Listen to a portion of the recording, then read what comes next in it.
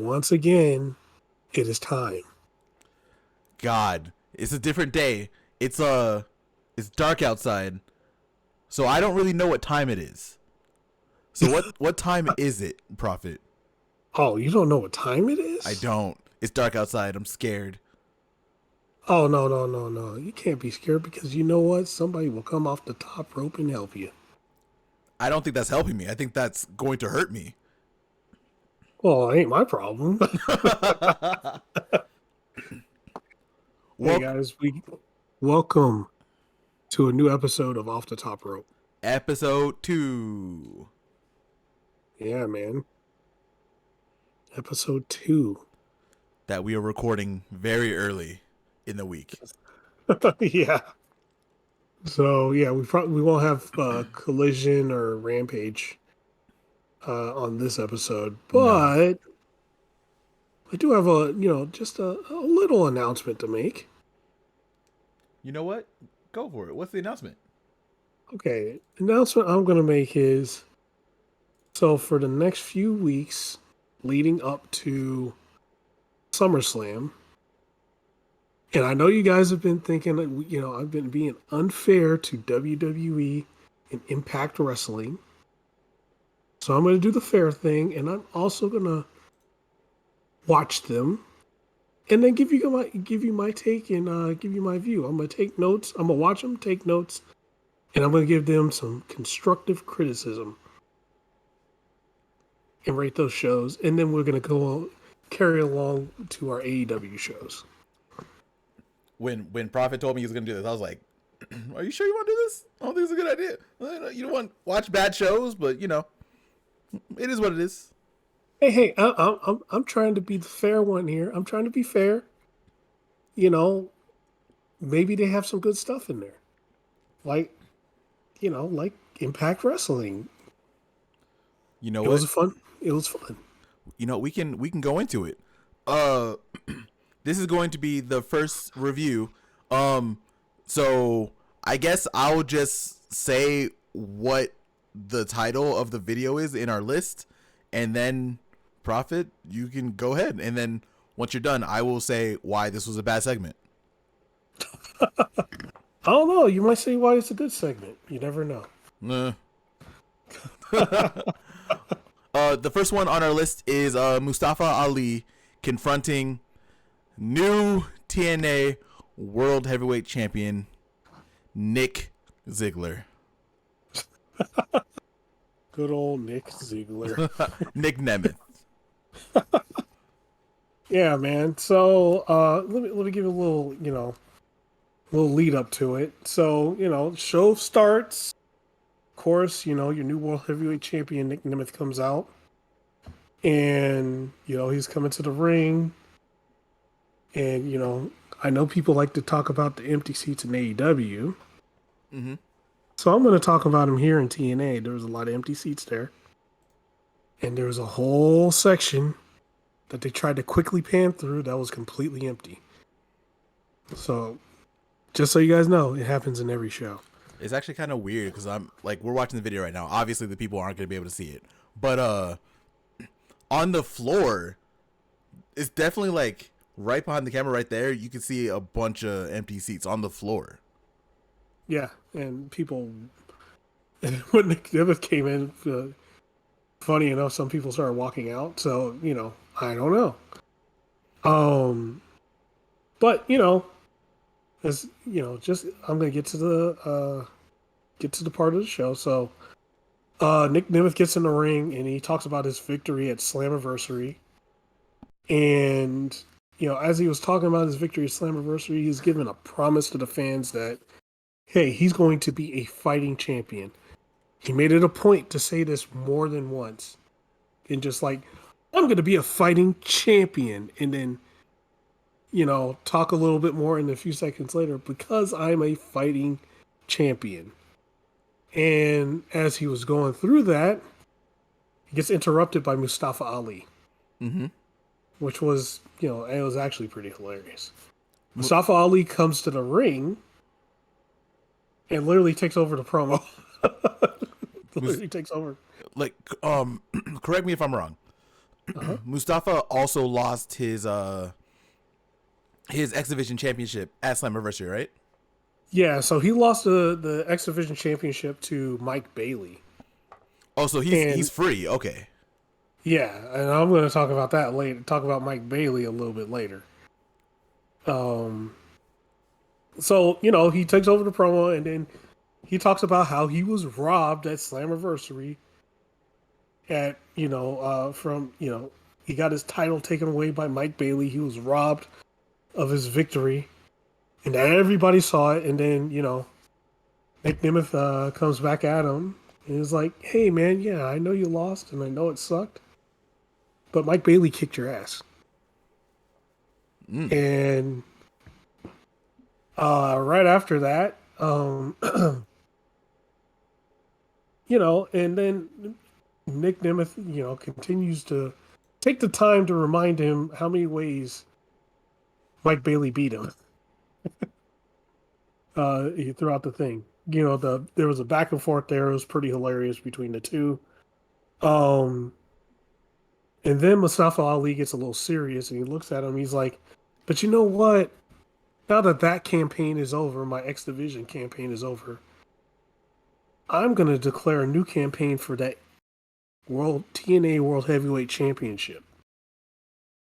So pretty much that leads to a title match between Nemeth and Mustafa Ali next week. And then after they agree on it, Ali tries to attack Nick Nemeth and then gets tossed out the ring, and then Nemeth beats up the other two guys that are with him. But I'll say this: overall, it was a pretty decent segment. I enjoyed it. Those guys have some chemistry, so I'm curious to see the match. But it wasn't bad. It wasn't a bad segment. I if I was watching, just like normally watching it, I wouldn't change the channel or anything like that. It was decent. It was a fun watch. So, go ahead. I think I think a match between them would be interesting.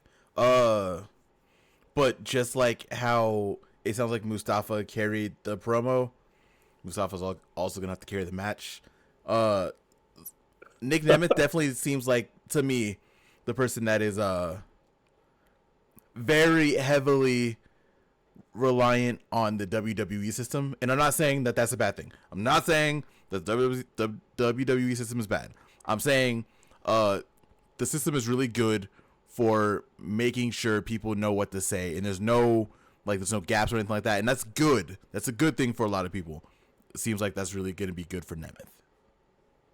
Actually, you know what? Like, I think similar to when Trinity came over to TNA, and at first she was kind of a little rocky. She was trying to get used to shit, while she was there. Nemeth is pretty much on the same thing, and he's starting to get into it now. Get into it and get into more of his own. That's what I'm observing as while watching it. Mm-hmm. He's getting more into his own. He's breaking away from that WWE system, and forming it more of somebody outside of WWE. TNA or how they do their things. Because at first he was 100% doing shit WWE way, like 100%. But now he's a lot more loose. That I've been noticing. Okay. Which is, hey, it's not bad. But yeah, it takes time to get out of that system, especially when you've been there for 25 years. So yeah, there was that too. That is true. People like, just so people know, he was part of the Spirit Squad. Now look that up. Nemeth is a lot older than he looks. Honestly. Yeah. Oh yeah. I was in high school when he was in the Spirit Squad. Mm-hmm.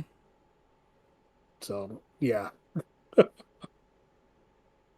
Let's see. So after that, it goes backstage, and Kazarian, confronts Nemeth and said he was robbed of the championship, and then Nemeth reminds him, "Hey, I pinned you to get this championship." So Kazarian was like, "Oh, since you're a fighting champion, I want a match." And Nick Nemeth's brother Ryan Nemeth jumps in front of him. He's like, "Hey! Nick has a match next week, and we got unfinished business. So why don't you take me on?" And then Santino comes by and says it makes the match official for Kazarian versus Ryan. All right, Hollywood hunk. All right. He's in there doing his thing. I'm actually happy for him. I'm actually really happy for Ryan because he actually gets to be with his brother. That's going to be really nice. I know that's something that they've wanted for a long time. I remember at Wrestle Kingdom, it was Nick Nemeth was there, and so was Ryan Nemeth. It was actually kind of cool to see them together. You know what I mean? Because they've been, like I said, Ryan's been wanting this for so long, so it's just nice to see. Yeah, it's good to see, and he's doing his thing. It's not like he's playing second fiddle or anything. He's getting in there and doing his stuff, and he's also coming into his own because I think he was kind of like, he joined when he joined AEW. At first, it was at a time where they didn't have all those killers in there, but later on, it was like, there's no fucking way you're getting on TV with all these, all these top tier guys there. It's just damn near impossible, Yeah, the fans kind of stuck him as like Ziggler's brother to start. I am also to blame for that. I also was like, oh, it's just Ziggler's brother, blah blah blah blah. Like I'm definitely part of that kind of wronged him. Like he never really got a chance to be his own person. On Dark he started doing like some good stuff because he did he had a really good feud with what's his face Peter Avalon, I think. Yeah, Peter Avalon. Yep. Yeah. So like he was doing really good stuff at the end, towards the tail end while he was there on Dark and stuff like that. But yeah, it got to a point where like he just wasn't going to be on TV like you said. So it's he never really got a chance to really do anything in AEW that like was meaningful. So it's nice to see. This is why it's good to have multiple companies, for example. Like, oh yeah, for this. Yep, for this. And I'm glad he didn't get swallowed up in the NXT system because there's a certain Brian. Well, shit. No, fuck it. Brian Pillman Jr.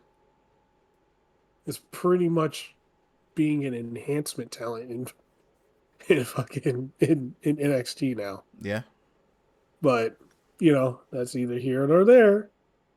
Just saying, he ain't looking too good, and he wasn't good in the first place. So. But yeah, okay. I'll get back to TNA. I'll get on that shit another day.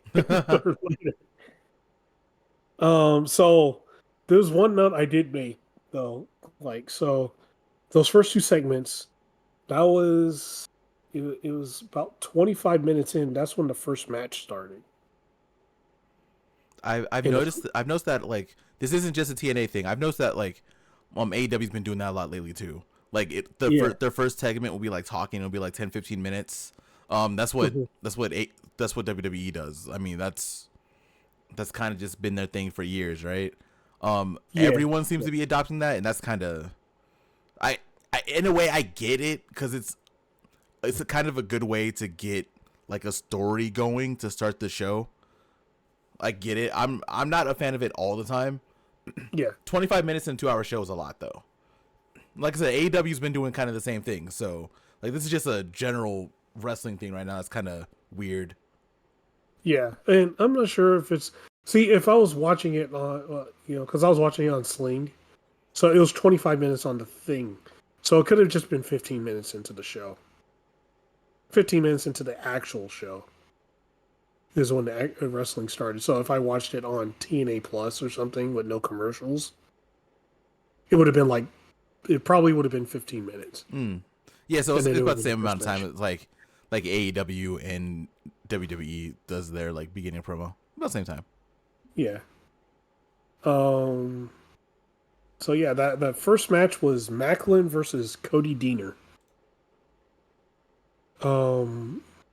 So Steve, they didn't have that video. Like some of these, they don't have the video of it. Oh, okay. Yeah. So Macklin comes to the ring, and he cuts a promo against the Canadians. of course, getting that heat. Cuts a, real American promo Of course there. he does.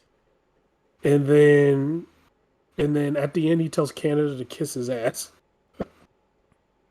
And then Cody Deaner comes out. And Deaner he does the opposite. This is old school wrestling 101. He cuts a pro Canada promo, gets the fans behind him, and then he asks the fans, okay, if you want me to go against Macklin right now and kick his ass for you, let me know. So he, holds the microphone out, and the fans, of course, cheered, And then the match starts, and Deaner fucking rushes Macklin and starts beating him up. There was with some quick offense, and Macklin rolls out the ring. They fight around the ring, and they come back in the ring, and they had a nice little back and forth segment there, with Macklin, getting the best of it, and then after that, it was all downhill for Deaner. And then Macklin, hits his finish and then, comes out with the win. It was, it was just like a solid 8-minute match. It was entertaining. It wasn't wasn't the, I won't say it was like a barn burner or anything like that, but it was just a solid match. Yeah, not every match has to be. Not every match has to be like a crazy, like 10-minute sprint or a 30-minute crazy. Like, not every match has to be that. We need 10-minute matches. Yeah, no, it served its purpose, and it was good, right? Like it was enjoyable. I didn't really have any bad things to say about it. I watched it and I enjoyed it. What I'm about to say is going to be crazy, and I know you're going to say, you're going to be like, what the fuck? But I'm a fan of Macklin, so whatever Macklin's doing, good on him. Oh, yeah. Wait, hold on. Yeah, yep. The fuck you just said? Yep. Yeah. I told you. I ain't gonna lie, I'm a fan of Macklin too.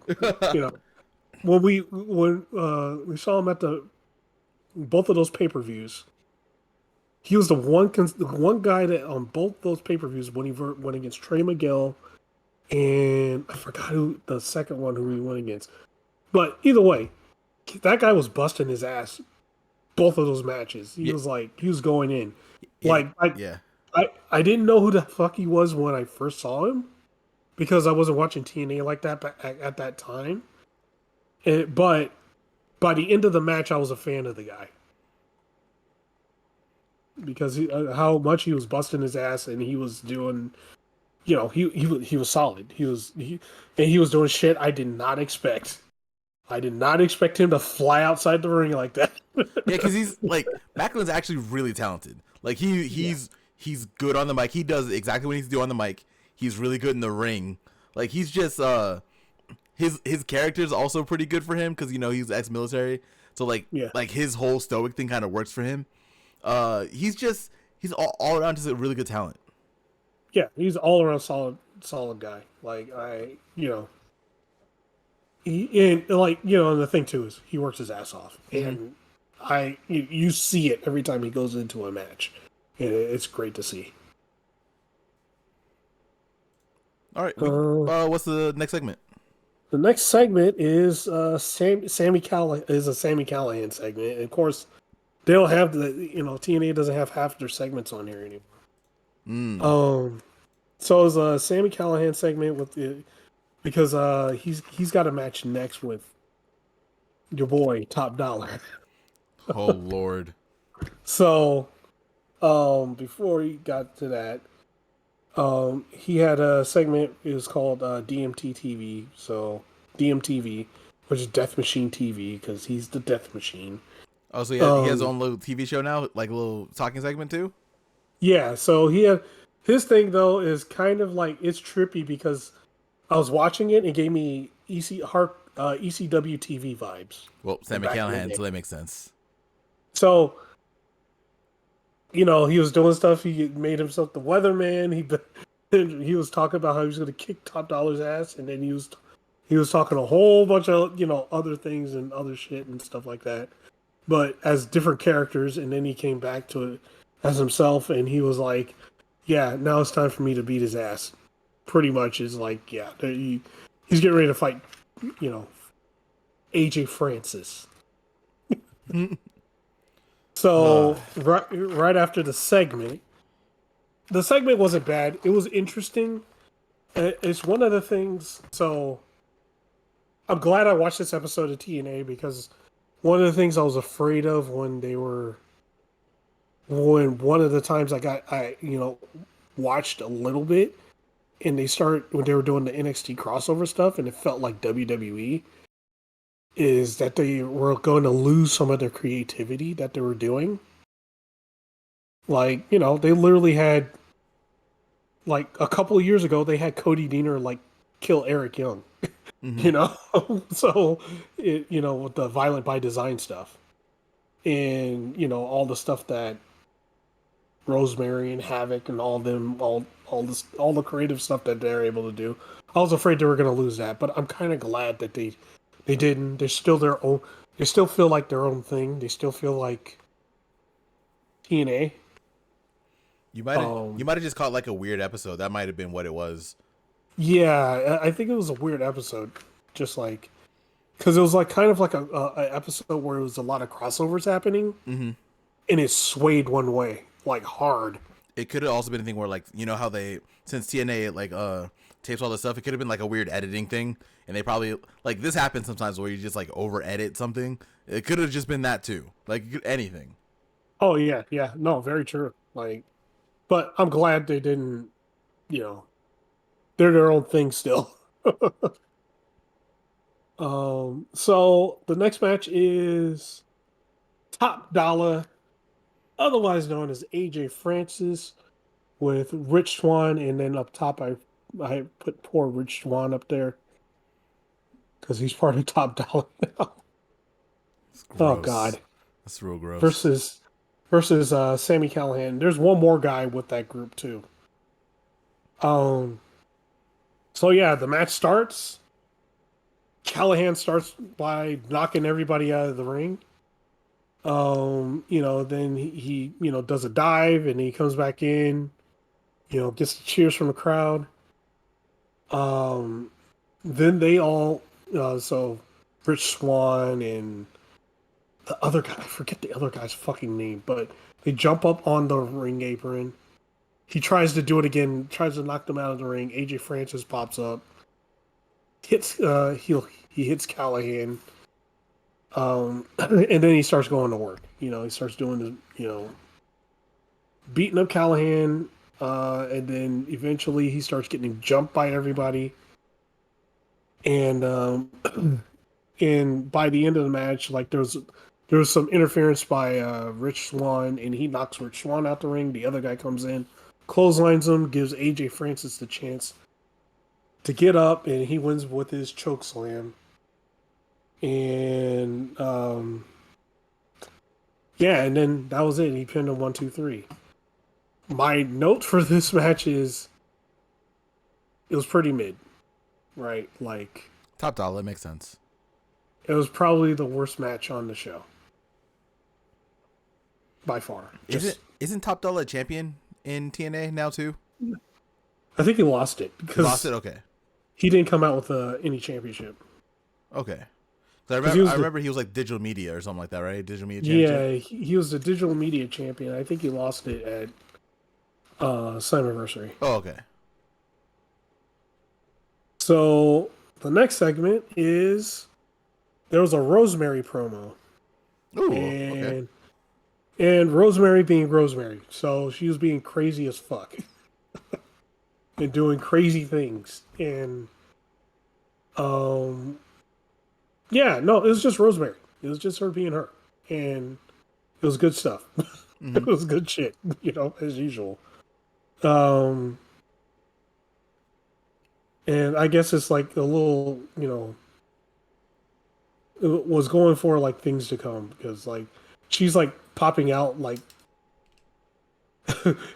threatening to stab people and shit like that. So Yeah, that's Rosemary, all right. it's fucking hilarious. So yeah, she's just being Rosemary and crazy. So after that, the next match was Hammerstone, and it was a mixed tag. Hammerstone and Ash by Elegance versus Jordan Grace and EY. Um, everybody in the match was solid. Like, I can't say anything bad about the match. The match was a fun match to watch. It was good. Everybody was going at it. They were going in. Had good action throughout the match. Um, Hammerstone was looking strong throughout the match. He was looking good. Hammerstone. Um, that boy can go. Exactly, yeah. And of course, my favorite underrated wrestler, Eric Young, he was doing his thing too. Like everybody was good. Even Ash by Elegance or Dana. Almost called her by her old name, Dana Brooke. Yeah, yeah, Ash by Elegance. But Ash. I think she far exceeded Dana Brooke now because, so she's on here. She's wrestling better. She's doing better, and it looks like she's coming into her own now. So it's really good to see. At the end of her tail end of her WWE run, she was actually having a lot of really like good matches whenever she was able to wrestle. So like she was picking it up, but then WWE let her go. So I think it's good that she continued because she was showing a lot of really good progress before she left WWE. So I'm happy that she's doing her thing in TNA. Yeah, it was one of those things where they weren't letting her do her thing, man. She would get started, and then somebody would jump in the way, and it, just wouldn't let her do her stuff, man. Mm-hmm. And that's so fucking frustrating to see. I feel the same way about Eric Young because like Eric Young to me, like he would have been so good in WWE because he is sure he doesn't have like the height or the build or anything like that, but he is definitely like a wrestler that they would like. At least I think without the height, but Well, I don't know, man. Like when we saw him at the pay per view, that's a big dude, man. yeah. Oh no, he's big, but in the land of the giants, he's like Yeah. normal sized. Right. Like Hammerstone would be okay. Hammerstone would be a guy in Hammerstone would be a WWE guy. I'm surprised he didn't go there. I'm actually surprised he didn't either. But like you saw how like you see Edge when he was in WWE compared to him as Adam Copeland in AEW. In AEW he looks like a giant. WWE he looks like a normal sized guy. Yeah. So actually, it's funny you say that. Christian was the same way because like when we saw him again at the TNA where he lost the title to Josh Alexander. When he got to the ring, I was like, "What the fuck?" Yeah, Christian's also huge. He's way bigger than he looked on TV. What Yes. the hell? You see it more now because when Christian stands next to Luchasaurus, Luchasaurus ain't really that much bigger than Christian. Like, and then remember when Copeland wrestled Luchasaurus, Killswitch, Luchasaurus, whatever. Like, Yeah. he almost was like a little bit taller than Luchasaurus. So it's like that. Like WWE's just a land of the giants. That's why Hammerstone would have been really good there. Yeah, I'm actually glad he didn't go there because he would have been lost in the shuffle. He's like, yeah, he would have been lost in the WWE shuffle. Yeah, he's only a little bit bigger. He's still for WWE. He's still kind of mid-sized. Yeah. If we're gonna be completely real. Oh yeah, no, and he's a great wrestler though. Oh yeah, he is. Damn good wrestler. And then we've talked about Jordan Grace before. We've talked about how good she is. Oh yeah, well, she's one of my favorite wrestlers. So yeah, mm-hmm. She's great all around. Like she's got that little power wrestling thing, and just like goes in and again like that one TNA pay-per-view or those two TNA pay-per-views like. There's a lot of people I didn't see before, and I just wanted to get out the house and do a wrestling show. It was probably one of the best wrestling shows I've ever seen. One, and two, I became a fan of a lot of people, and Jordan Grace was one of them because during that digital media battle royal, she was fucking going at everybody. Oh, she was so good in that match too. She was so good in that match. She was bulldozing everybody. It was I'm great. I'm still kind of mad that she didn't win. Honestly. Yeah, same here. Same here. All right. But it was Cardona, so Yeah. king of the death match. All right. Where we going next? What's the next segment from TNA? So the next segment from TNA was Josh Alexander. I've been real nice so far. But I'm going to listen. I'm gonna listen to what you're gonna say. Okay, no, okay, okay. So he has a new theme now. He's not using the fucking. He's not using the one from before. He's not using the walking weapon theme. No, not anymore. He has a new theme. Oh God. Okay. No, I'm gonna be nice. I'm gonna let you continue. Yeah, you can listen to it right now. He's walking out. So he came in the ring. He didn't say anything for a little bit. He got heat from everybody. He was going and all that shit. He finally picks up the mic and then he's like, "Hey, you guys want to?" He's like, "You guys are making it real easy for me for my decision that I made the other night. You know, what I did to Joe Hendry." And then, they booed him some more. And he's like, "Oh, you guys want to know the reason?" And they kept booing him and kept booing him. The crowd was booing him the whole time. And then he's like, he dropped the mic and said, "Fuck you guys," and then he left. Man, It was just, he just got heat just walking in the ring. Saying he didn't even have to really say anything. He could have just walked in the ring, dropped the mic, and just left. And he had more heat than most people on the show. because he beat up their beloved Joe Hendry. Oh boy. I've been doing pretty good at being nice. No, go ahead. I still, again, this is without, I don't have full context, right? Still, Right.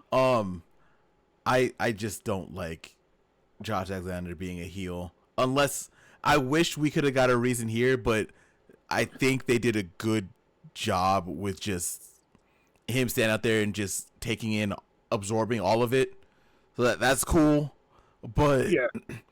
I still don't agree with him being a heel.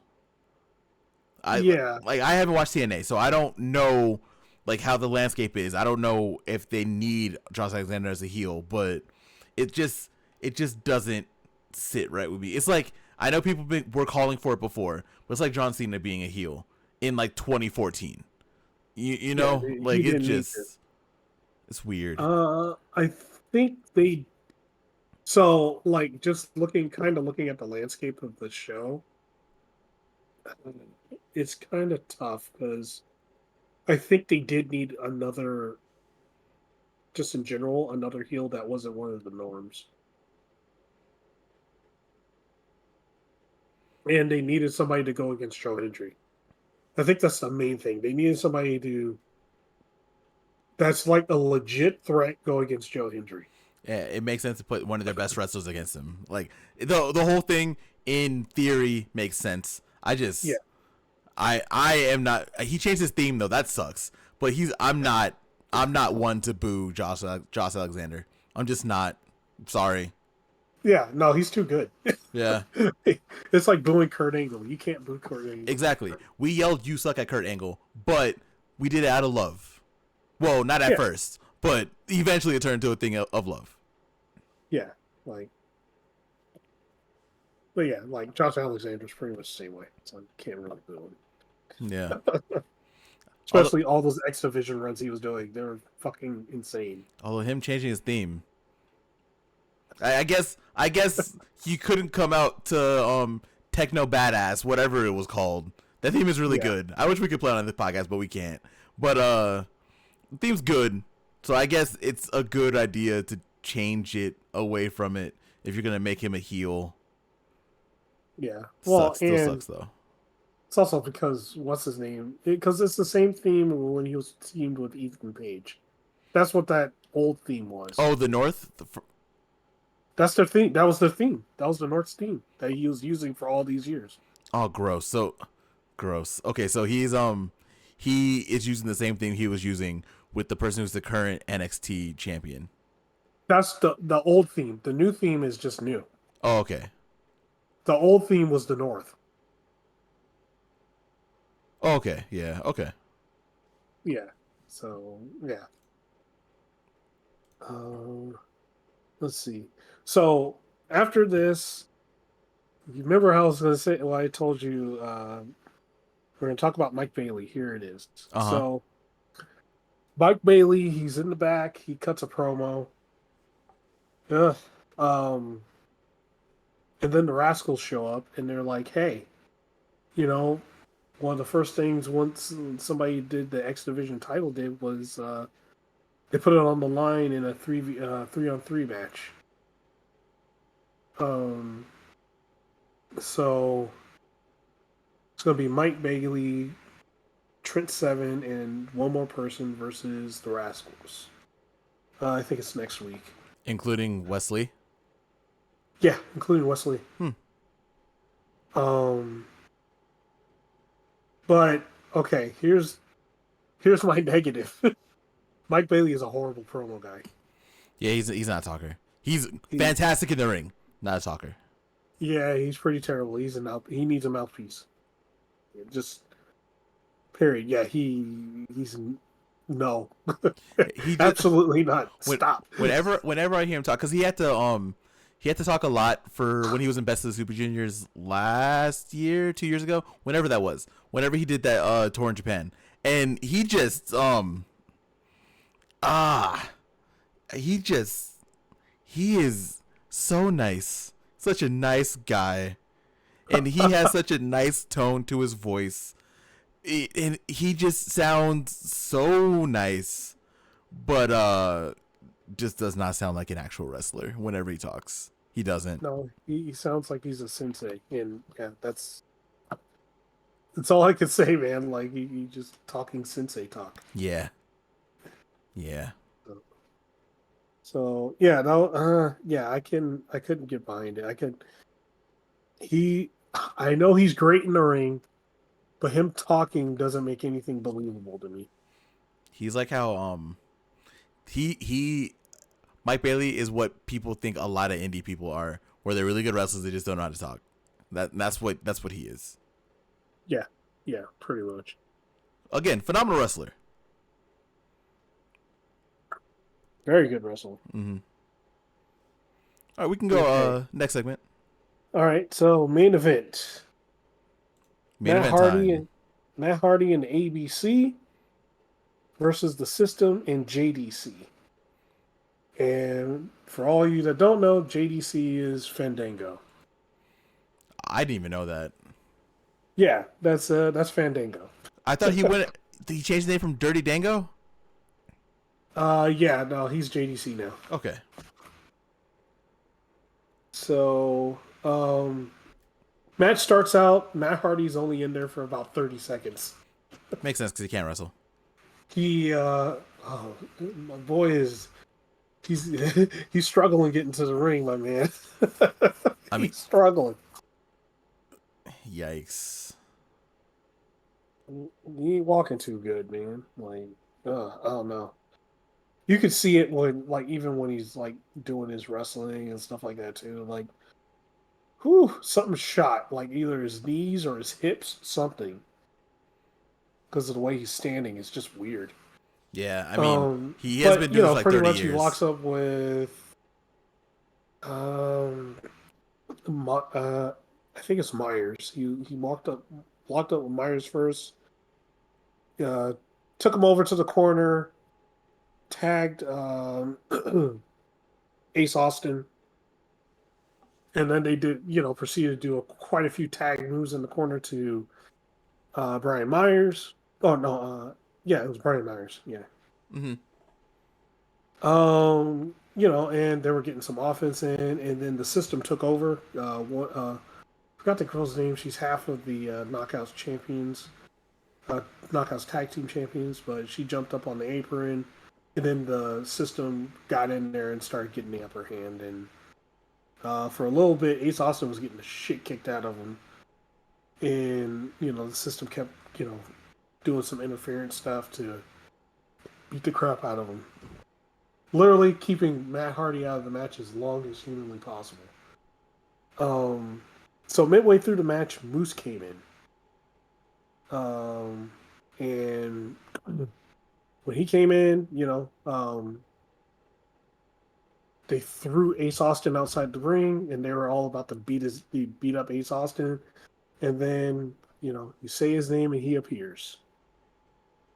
You got Joe Hendry pops up, and he comes out to help Team ABC and Matt Hardy. Which he didn't really help them until the end, but that's neither here nor there. They were getting their asses kicked still throughout the whole match. And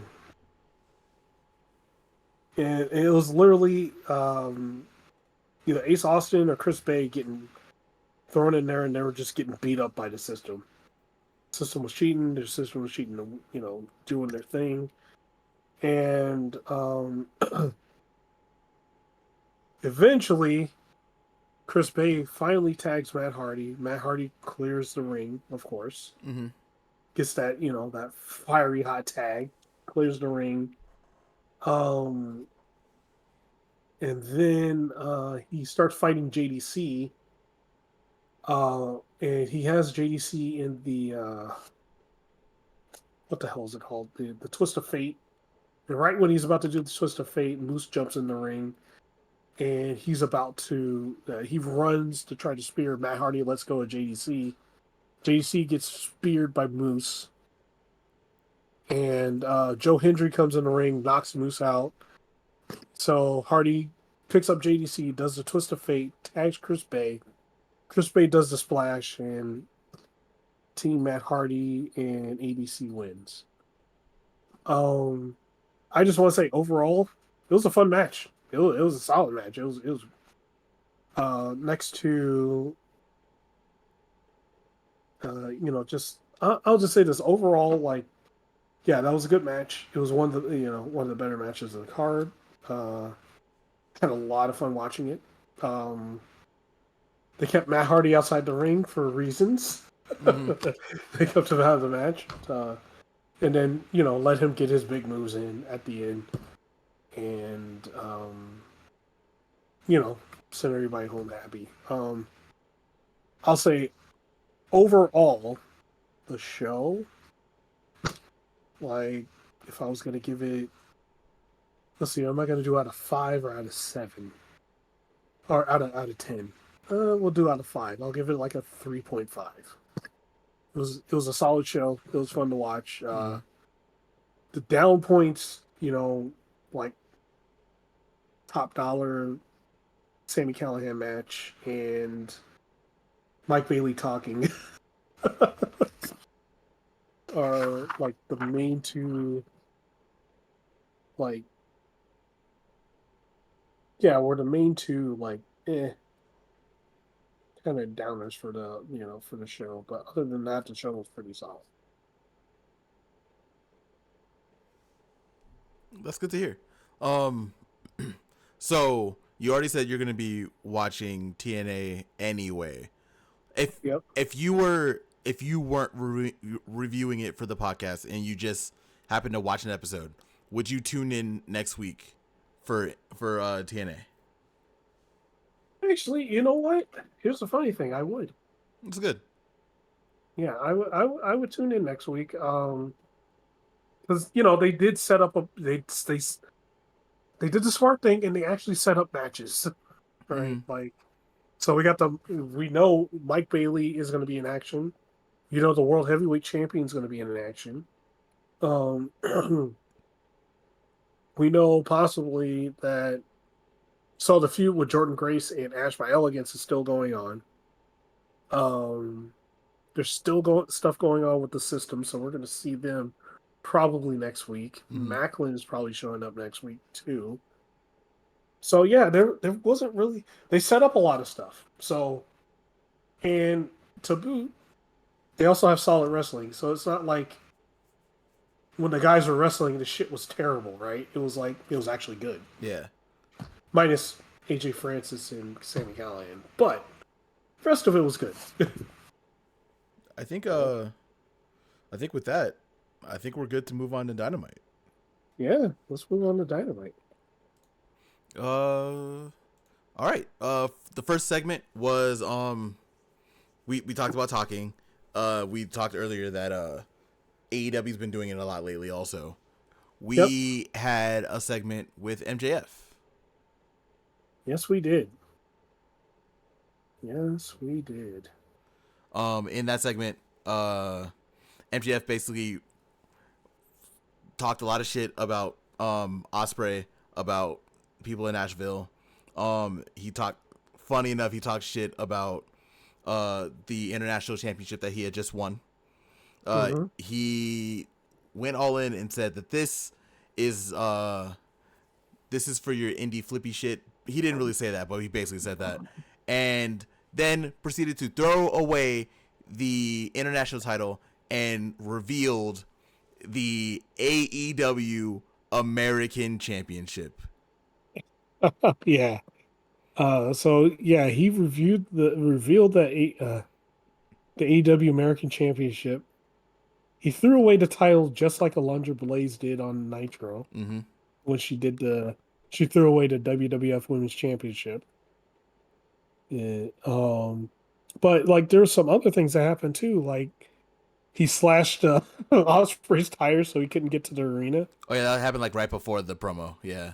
Yeah, right before the promo. So Osprey had to take I forgot the announcer guy's name. Marvez. Yeah. So he took his car and they drove up to the arena. I think the funny part was like Marvez was like, "Have you ever driven in America?" And Ospreay was like, "Nope." And then you heard Marvez go, "Oh, this is great." Yeah. He just drove off. And I have my one note here because Osprey does finally get to the arena. And when he got to the arena, he let MJF know, hey, at Wembley, it's going to be me versus you for the title. Mm-hmm. And in my notes, I'm like, man, what about Pac? I told you. I told you last week. I was like, Pac, you got to move around. You got to move along, Pac. Sorry. You can have your championship either before or after Wembley. But we got other business to handle there. Damn it, they keep forgetting Pac, man. God damn it. I mean, we'll talk about it a little bit later. But Pac did wrestle on the show too, and they did talk about that he was the #1 contender for the international championship. So that was a thing. It's just I told you that just not Wembley. You gotta do something else, Pac. Sorry, Pac. The American Championship is busy. I'm just I'm gonna mention it every show. What about Pac? It's gonna trend. We gotta get the trend one day on Twitter. Yeah. Hashtag what about Pac? What about Pac? Oh man. Yeah. So right after that, we got a segment with the Elite. The Elite, they were in the back. They beat up Christopher Daniels. Mm-hmm. And it was right when they were doing a coin toss to see who gets the first, who gets the one-man advantage during the blood and guts match. Mm-hmm. The ref, takes out a coin. They're like, no, use our coin. Of course, was a fucking rigged coin. Yeah, double-sided, two elite side coin. A double elite side coin. So Elite, of course, won the toss, and they get the one-man advantage during blood and guts. We will explain a little bit more about that advantage and a little bit more about blood and guts once we get to blood and guts. Yeah. We'll once we get to the team, around about the Team AEW segment, because that's right before blood and guts. Mm-hmm. Okay, and then so moving on, our next segment is Jericho versus Suzuki. Mm-hmm. Our first match of the I, night. I know you got a lot to say about this. Man, okay. I guess we could talk about the match a little bit. The match was basically like a chop fest. There were at least 415 chops per person that were thrown in the match, which they've had matches like this in New Japan, so I was a fan of that. I was a fan Yeah. of that. I like seeing that. Okay. Okay. The things that kind of bothered me are one, Jericho, he his chest got cut, and Oh yeah. this is very nitpicky because I think one of the commentators was like, "Oh, we've never seen anyone get their blood vessels popped from chops before." I was like, "Bro, that happened with literally Jericho and Ishii like months ago when Jericho and Ishii wrestled. The same thing happened. Like they had a chop fest, and Jericho's chest bled. He bladed his chest. That was a thing. That was really nitpicky because I just remembered that because I really liked that Ishii and Jericho match." Yeah. And they're like, "Oh, we've never seen it before." No. Anyway, uh, the match ended up being really good. It was short. This is another one of those like maybe 8 to 10 minute matches. It didn't really need to be long. Jericho did win the match, which Hmm. obviously he was gonna win. He's not. Suzuki wasn't taking the FTW championship. Oh, that's one thing we have to mention too. This was a FTW's rules match, so it Yeah. kind of got a little bit hardcore in the middle of it. Yep. Got a little bit hardcore in the middle of it, and and the good thing AEW team did, and Taz in general, he talked about they were doing certain things, he was like, "Hey, this is an FTW rules match." He kept reiterating, "Hey, anything goes in this style of match Mm-hmm. because it's literally an ECW match." They're fighting for Taz's title, the title that literally Taz created. Yep. So I thought it was a good thing, like that the guys were also Taz was talking about it and giving perspective on the rules of the match. Mm-hmm. But yeah, so Jericho low blowed him and hit the Judas effect to win. But right after the pin, Jericho was cheering. Suzuki pops up. It hits him with the Gotch pile driver anyway. Mm-hmm. And then the learning tree runs in and attacks, and they run in and attack Suzuki, and Shibata goes in and makes the save. Yes, he does. My And goat. so, Shibata makes the save. They all fucking scatter and run out the ring. And yeah, I think we're probably gonna we might have a tag match with the Murder Grandpa and Shibata versus Big Bill and Brian Keith. I I, think that's where that's gonna lead. I'd be down for that because that would mean with Jericho not being in it, that means that Suzuki will win that match. Yeah. And the other thing too, Suzuki legit broke Jericho's finger. Yep. Oh, it's about to actually happen right now. We're about to actually see it right now. Oh, I'm gonna fast forward. Oh, because I know what he actually broke it. Oh no, it's about to happen right now. Oh, Wait, shit. we're gonna there we go. It's gone. It's gone. There's one thing I'll say about Jericho. I'm actually being really nice to Jericho right now before I shit on him. Um, one tough son of a bitch. Yeah. That man is tough. He's been tough his whole career. There's a reason he's been doing this for 30 years. Yep. At the same time, um, I am of the camp where I really need, like, I know this is the character. I fully understand that this is the character that he's going with. I understand what I'm about to say is like, oh, that means the character's working. Blah blah blah blah blah. No. I hate using wrestling terms. There Uh-huh. there is something called go away heat, and that's what I believe Jericho has right now. Go away heat is when you're booing someone not because of their character, because you want them to go away. Jericho needs to go away for a little bit. It's not gonna happen because this is the character, but it's too much. He takes up too much TV time. He does too much. Sure, the stuff that he gets his that he's doing recently has not been bad. Like what he did with Samoa Joe was pretty good. I'm not gonna be mad at seeing Minoru Suzuki wrestle on my TV for free, but it's time. Plus, he is also smothering the bounty hunter, my boy, Brian Keith. He's stuck in this stupid thing. He's a bad apple, and I hate it so much. You know what, though? So, I know you hate it. Mm-hmm. Right?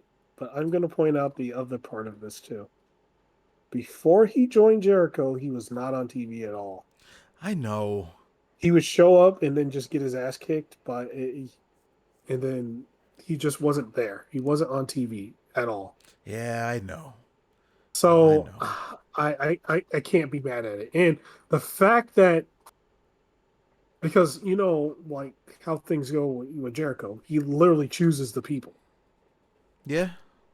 So like he chooses the people that he likes or he wants to help bring up. The two people he chose is Big Bill and Brian Keith, right? Like, so that means like he's like, no, I want to get this guy on TV and I want him to do stuff because I think he's talented. And I think I can bring out the talent in him, sort of like he did with Daniel Garcia. There has to be another way to do this, because not only is he holding up Big Bill and Brian Keith, he's also holding up Shibata. And I don't know if you guys know this. Shibata is literally one of my favorite wrestlers of all time. He is literally in my top 2 of favorite wrestlers of all time. Tired of seeing him wrestle Jericho. But hold on. Yes,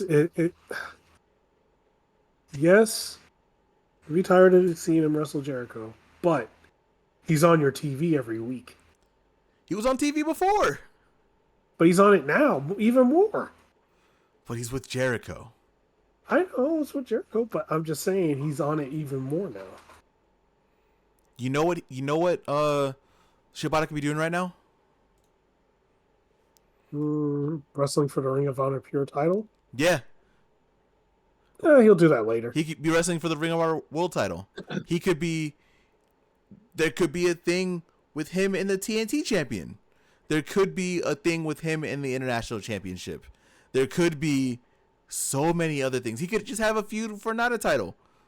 He could be feuding for the Continental Championship with Okada because they have history.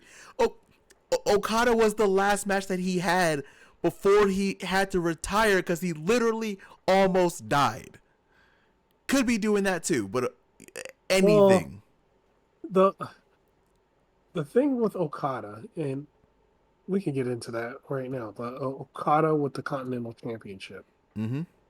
The thing they were literally holding on to this whole time was hoping Kenny Omega was going to be, after his surgery, that he healed up and he was well enough to do Wembley. That's why we haven't seen Okada really do anything with that title yet. This is one of my biggest complaints with AEW, and this has been happening since Jump. Whenever something comes in to interrupt their plan, they can't pivot well.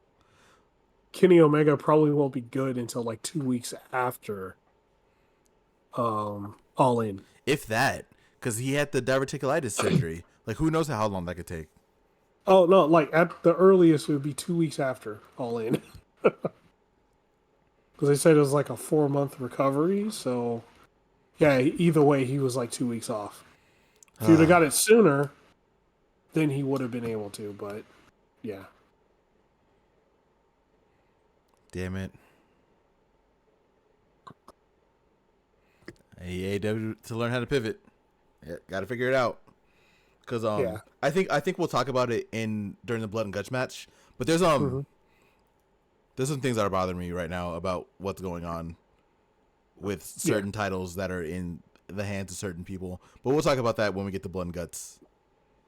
Okay. We can go Okay. to the next segment.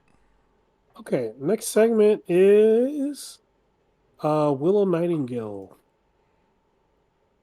So promo starts out. Willow Nightingale is actually even before she's able to talk, she gets announced as the CMLL champion. And then Chris Statlander pops up and beats the crap out of her, and Stokely um, says, "Hey, we want to challenge. We want to do a eliminator challenge for the CMLL Women's Title." Mm-hmm. And since Willow was all beat up, he was like, she'll answer later." And then they walked off. They beat her up. The jerks. They beat the crap out of her. They really did. Like she basically got jumped. Like straight Yeah. up. Chris Statlander just beelined and just knocked the crap out of her.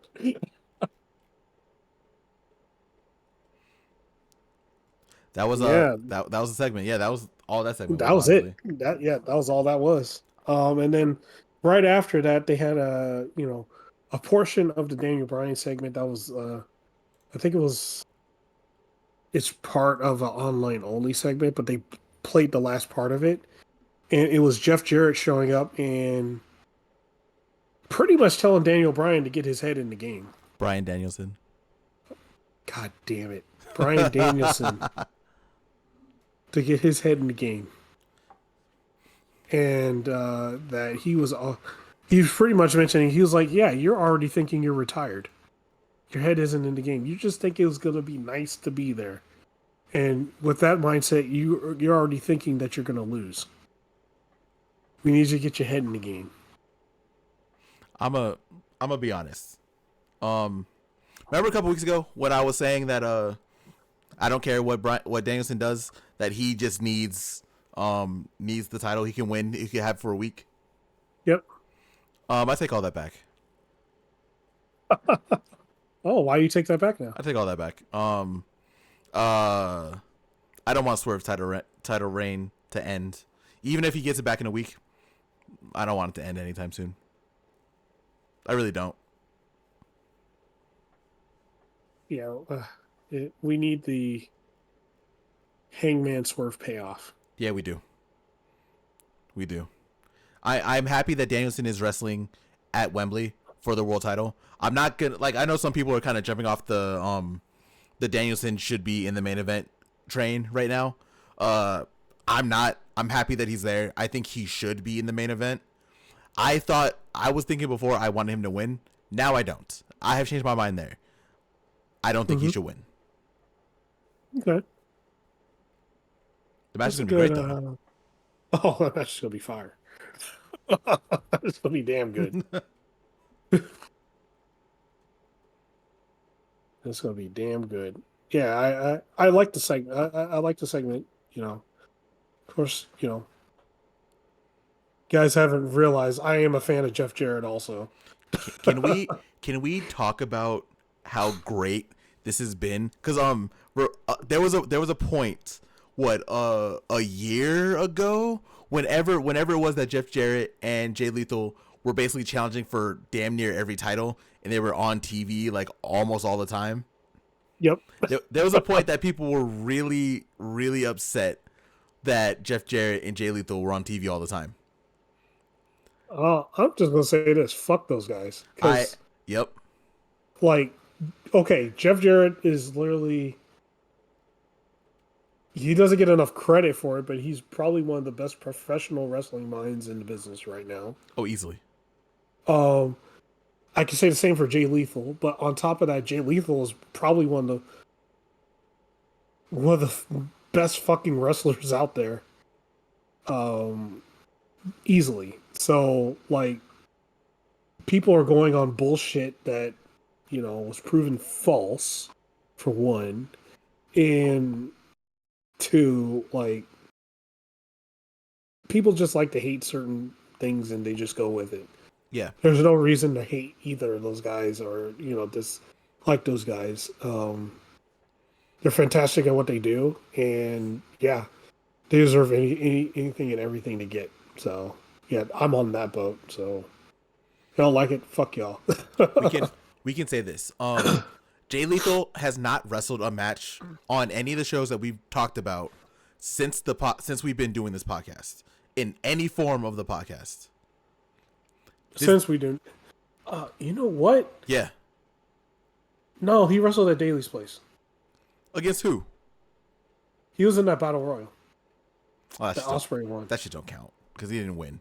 This shit don't count. He didn't win, but he was there. No. He wrestled for a little minute. So he wrestled one time in a match since we've been on here. This is now like the third or fourth time we've talked about Jay Lethal. Should tell you how good he is. Yeah. And here's the funny thing. He hasn't wrestled on AEW TV, but he does all the trips that goes outside representing AEW. Yeah. So like the CMLLs and shit like that. He's literally a guy out there wrestling. He's one of the few people that actually still goes to AAA because it was him and Jeff Jarrett that were doing AAA matches still, and Satnam Singh. And Satnam Singh. Before Satnam Singh became part of the commentary team. They took my goat out of the ring, and I hate it. Big Sat.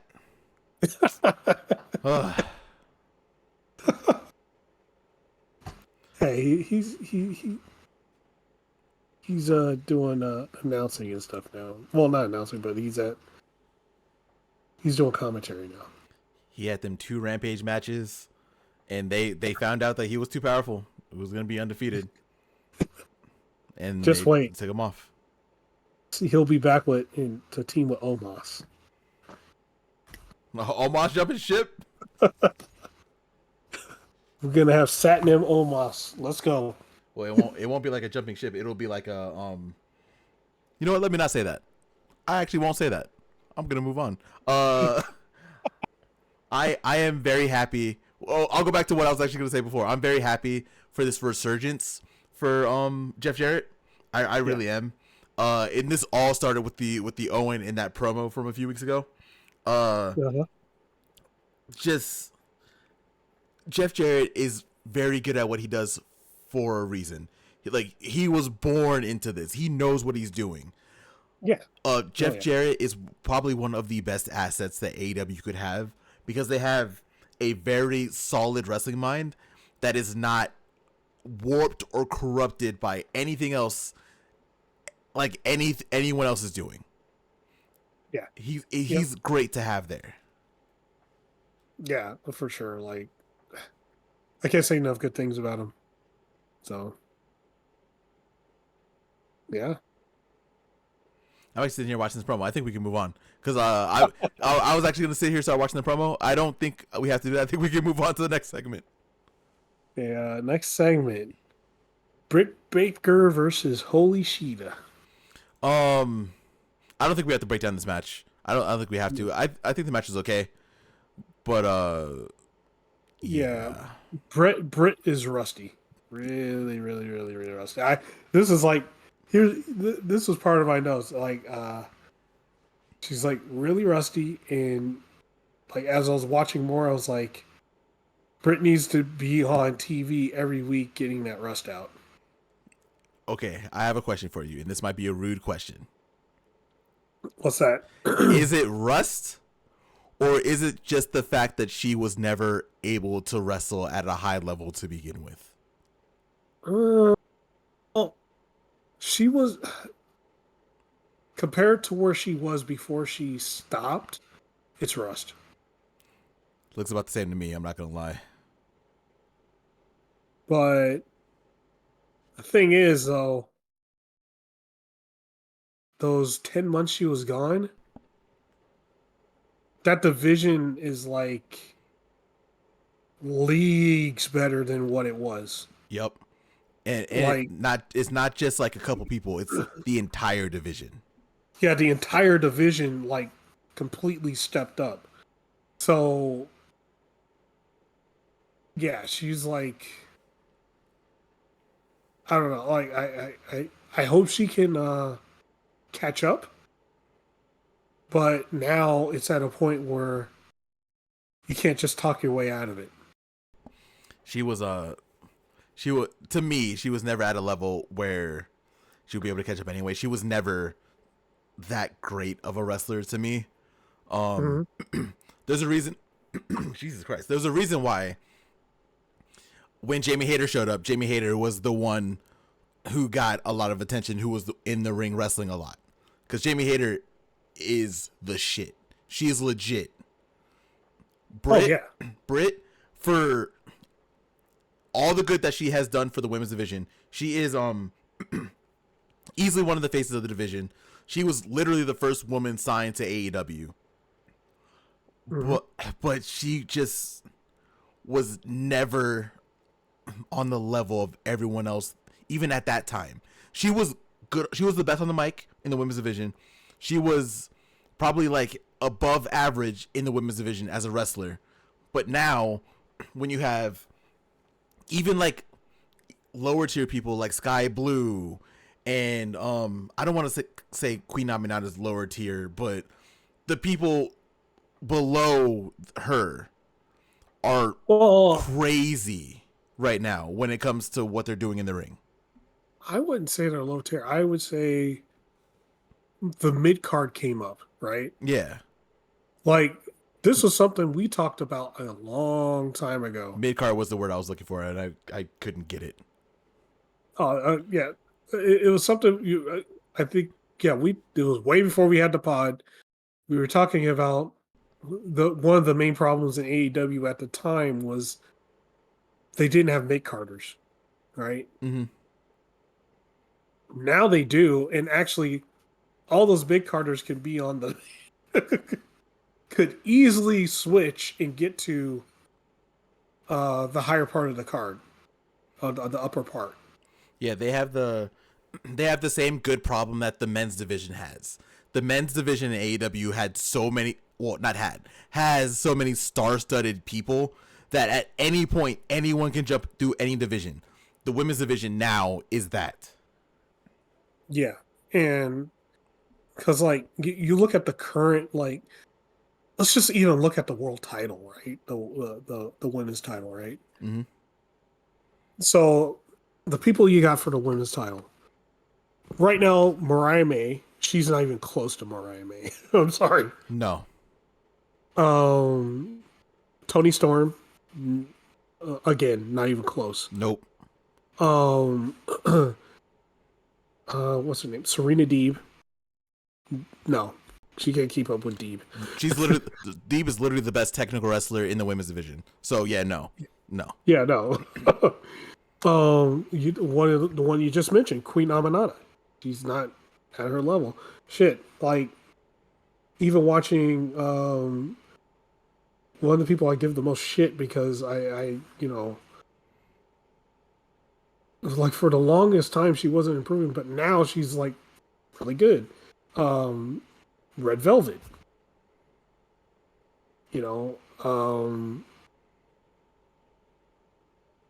She's also better than Britt in the ring. Mm-hmm. And also she's getting, she has a character going now too. There's just so many people now. Like, oh, and also like, of course, Sky Blue. She changed her. She raised her game up and got better. Mm-hmm.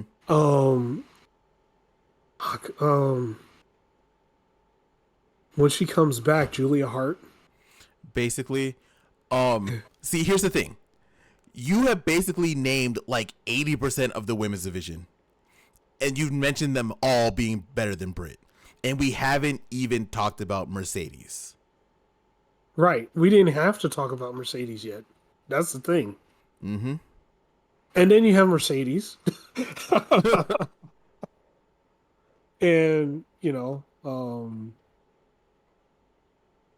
fuck, man. Like, yeah, like that division is ridiculously stacked right now. Mm-hmm. Britt couldn't keep up before. She's going to have a way worse time now. Like, she is, for all intents and purposes, probably one of the faces of the women's division. But she's just outclassed right now by damn near every woman on the roster. Yeah. Yeah. Like very easily. And this match right here with her and Shida was pretty much well, we're gonna work here. She's just gonna work you hard and work you, try to get you back in there and see if you can keep up. And she couldn't. That's what this match is. No, not at all. She'd have carried it It's by far. it's going to be worse for Mercedes. Like, it's gonna be worse. Yeah. But Mercedes is a pro. She'll carry that match and make her look like $1,000,000. Yeah, she will. And walk out the TV. Still walk out the TBS champ. But that's here or there. I wish we had Jamie Hayter. I miss her so much. She'll be back. Hopefully at All In. Yep. And then make the all out match Mercedes and Jamie Hayter. We don't need a build. Just give me one talking segment on Dynamite. That's all I need. Make it all out. Probably come back. She'll go through Camille first, and then get to Mercedes. Oh, yeah, that's what happened in this match too. Well, after the match, we didn't even talk about that stuff yet. Yeah. So after the match, Britt Baker beats Shida. Of course, they're leading up. Mm-hmm.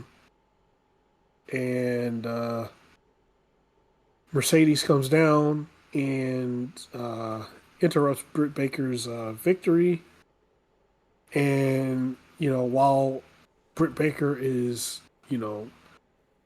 trying to get Mercedes to come in the ring, Camille comes up, slides in the ring, and then fucking head kicks her. And Camille debuts as Mercedes' new muscle. And here's the one thing I want to say about that. Because of how their dynamic is, it's HBK and Kevin Nash. Oh yeah, I saw that on Twitter. Is like when you look at it like that, you can't unsee it.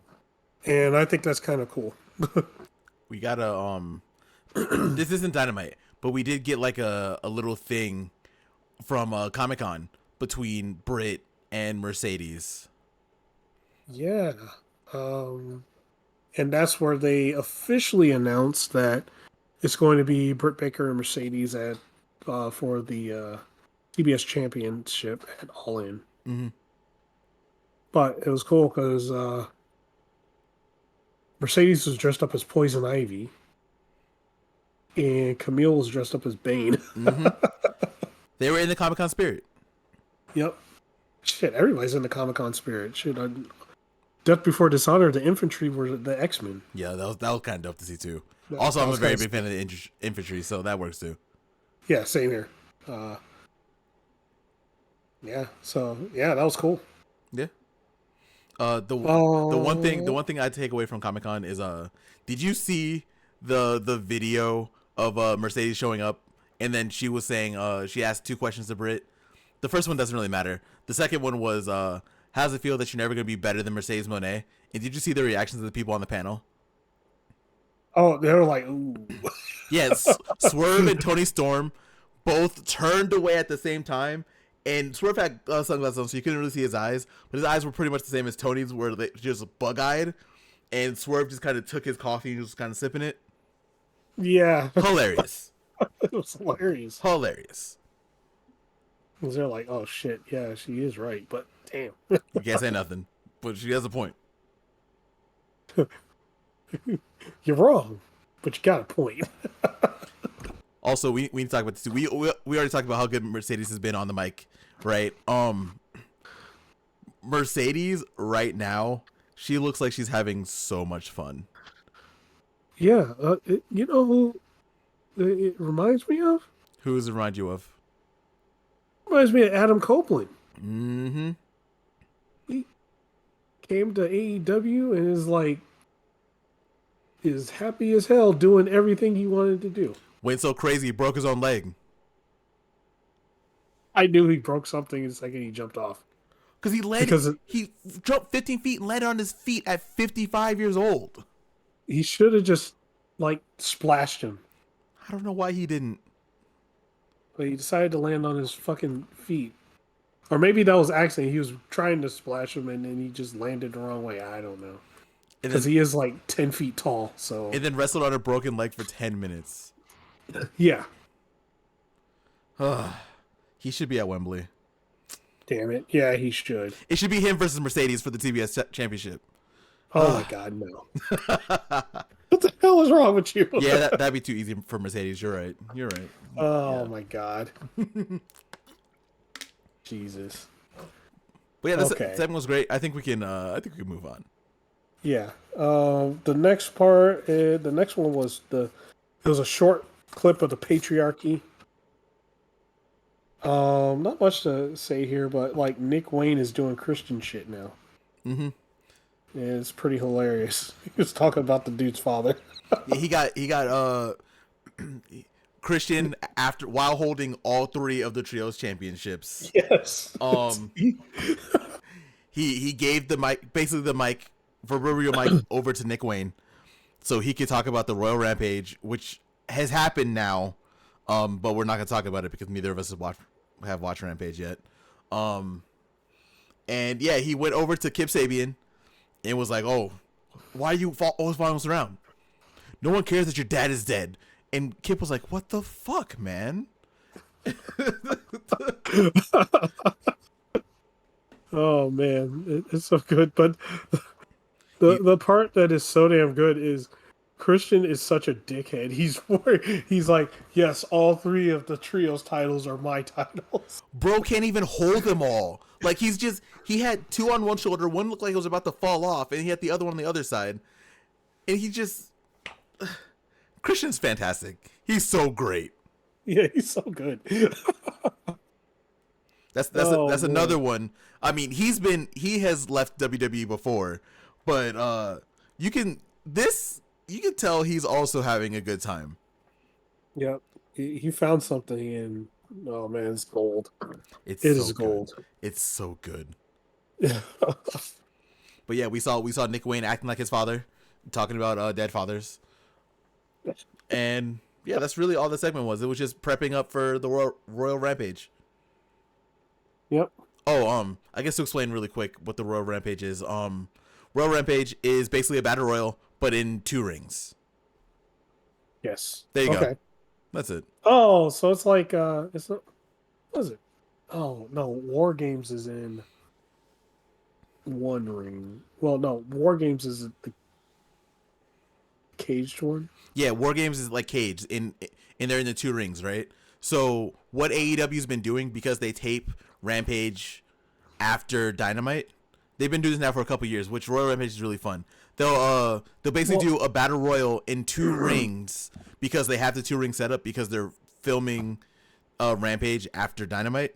So they just basically just made a battle royal in 2 rings and just called that the Royal Rampage. And the winner of that gets a shot at the AEW World Championship at Grand Slam.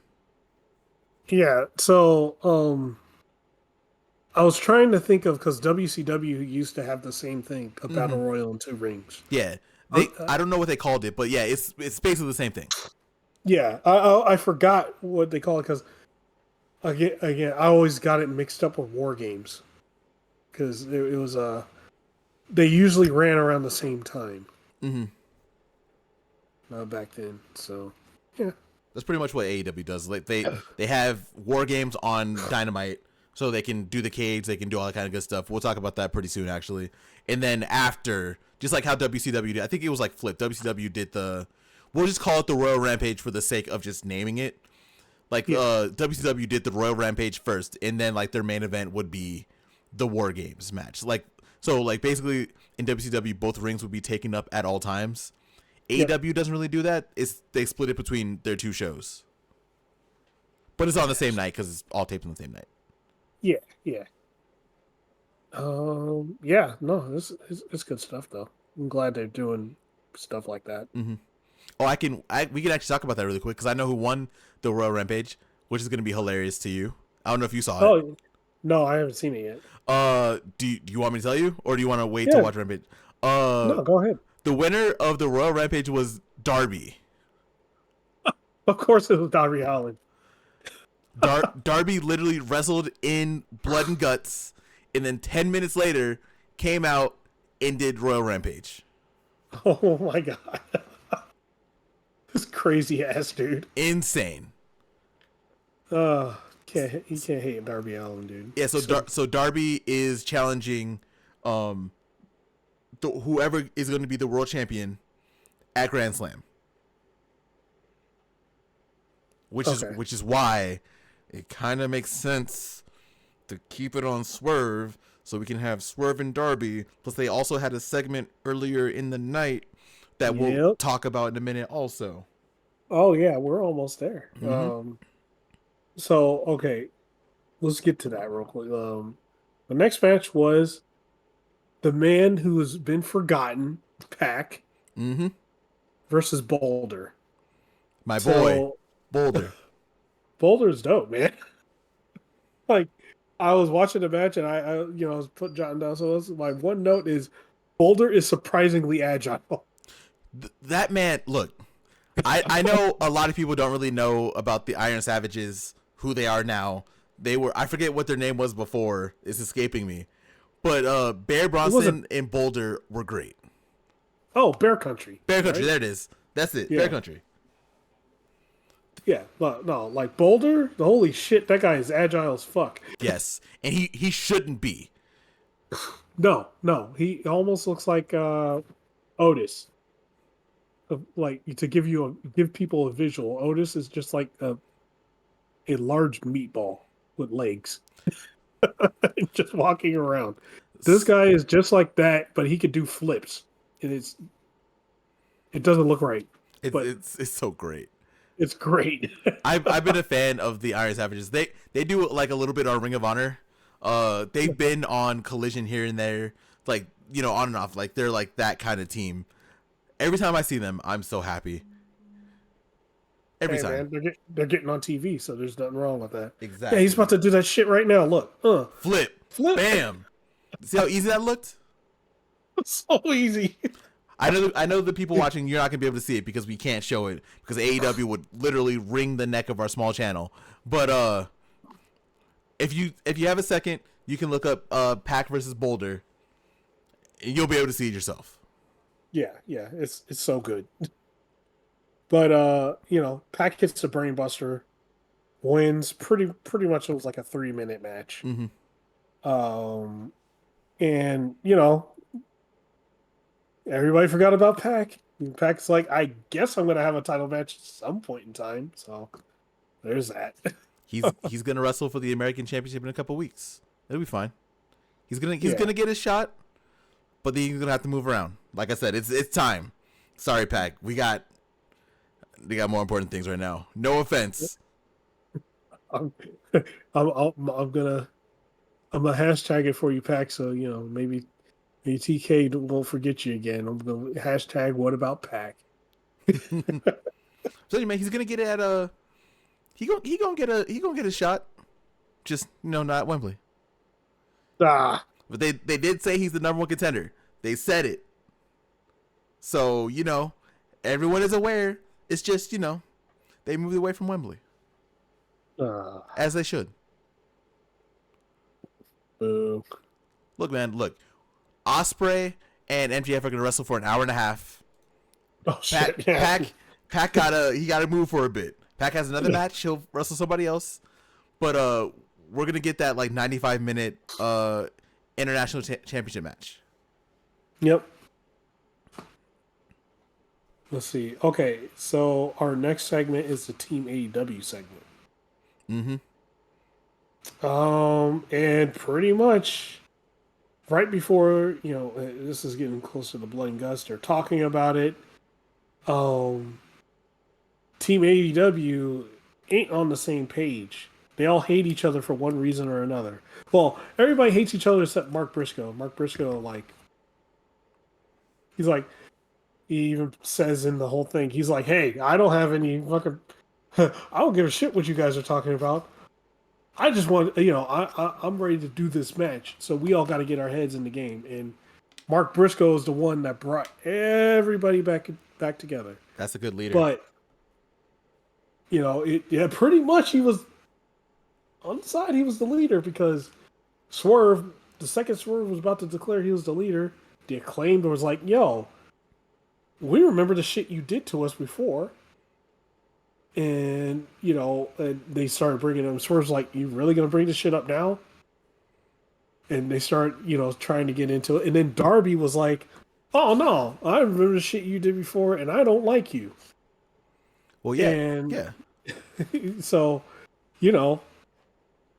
further, saying, yes, no, Swerve is still, oh, guys, technically, Swerve is not a good guy. Not at all. It's just the crowd just got behind him, right? Like, he's not the good guy in this. He does good things now, right? But remember, like, this is the same guy who went to Nick Wayne's house and beat the shit out of him in the ring that his dad trained him in.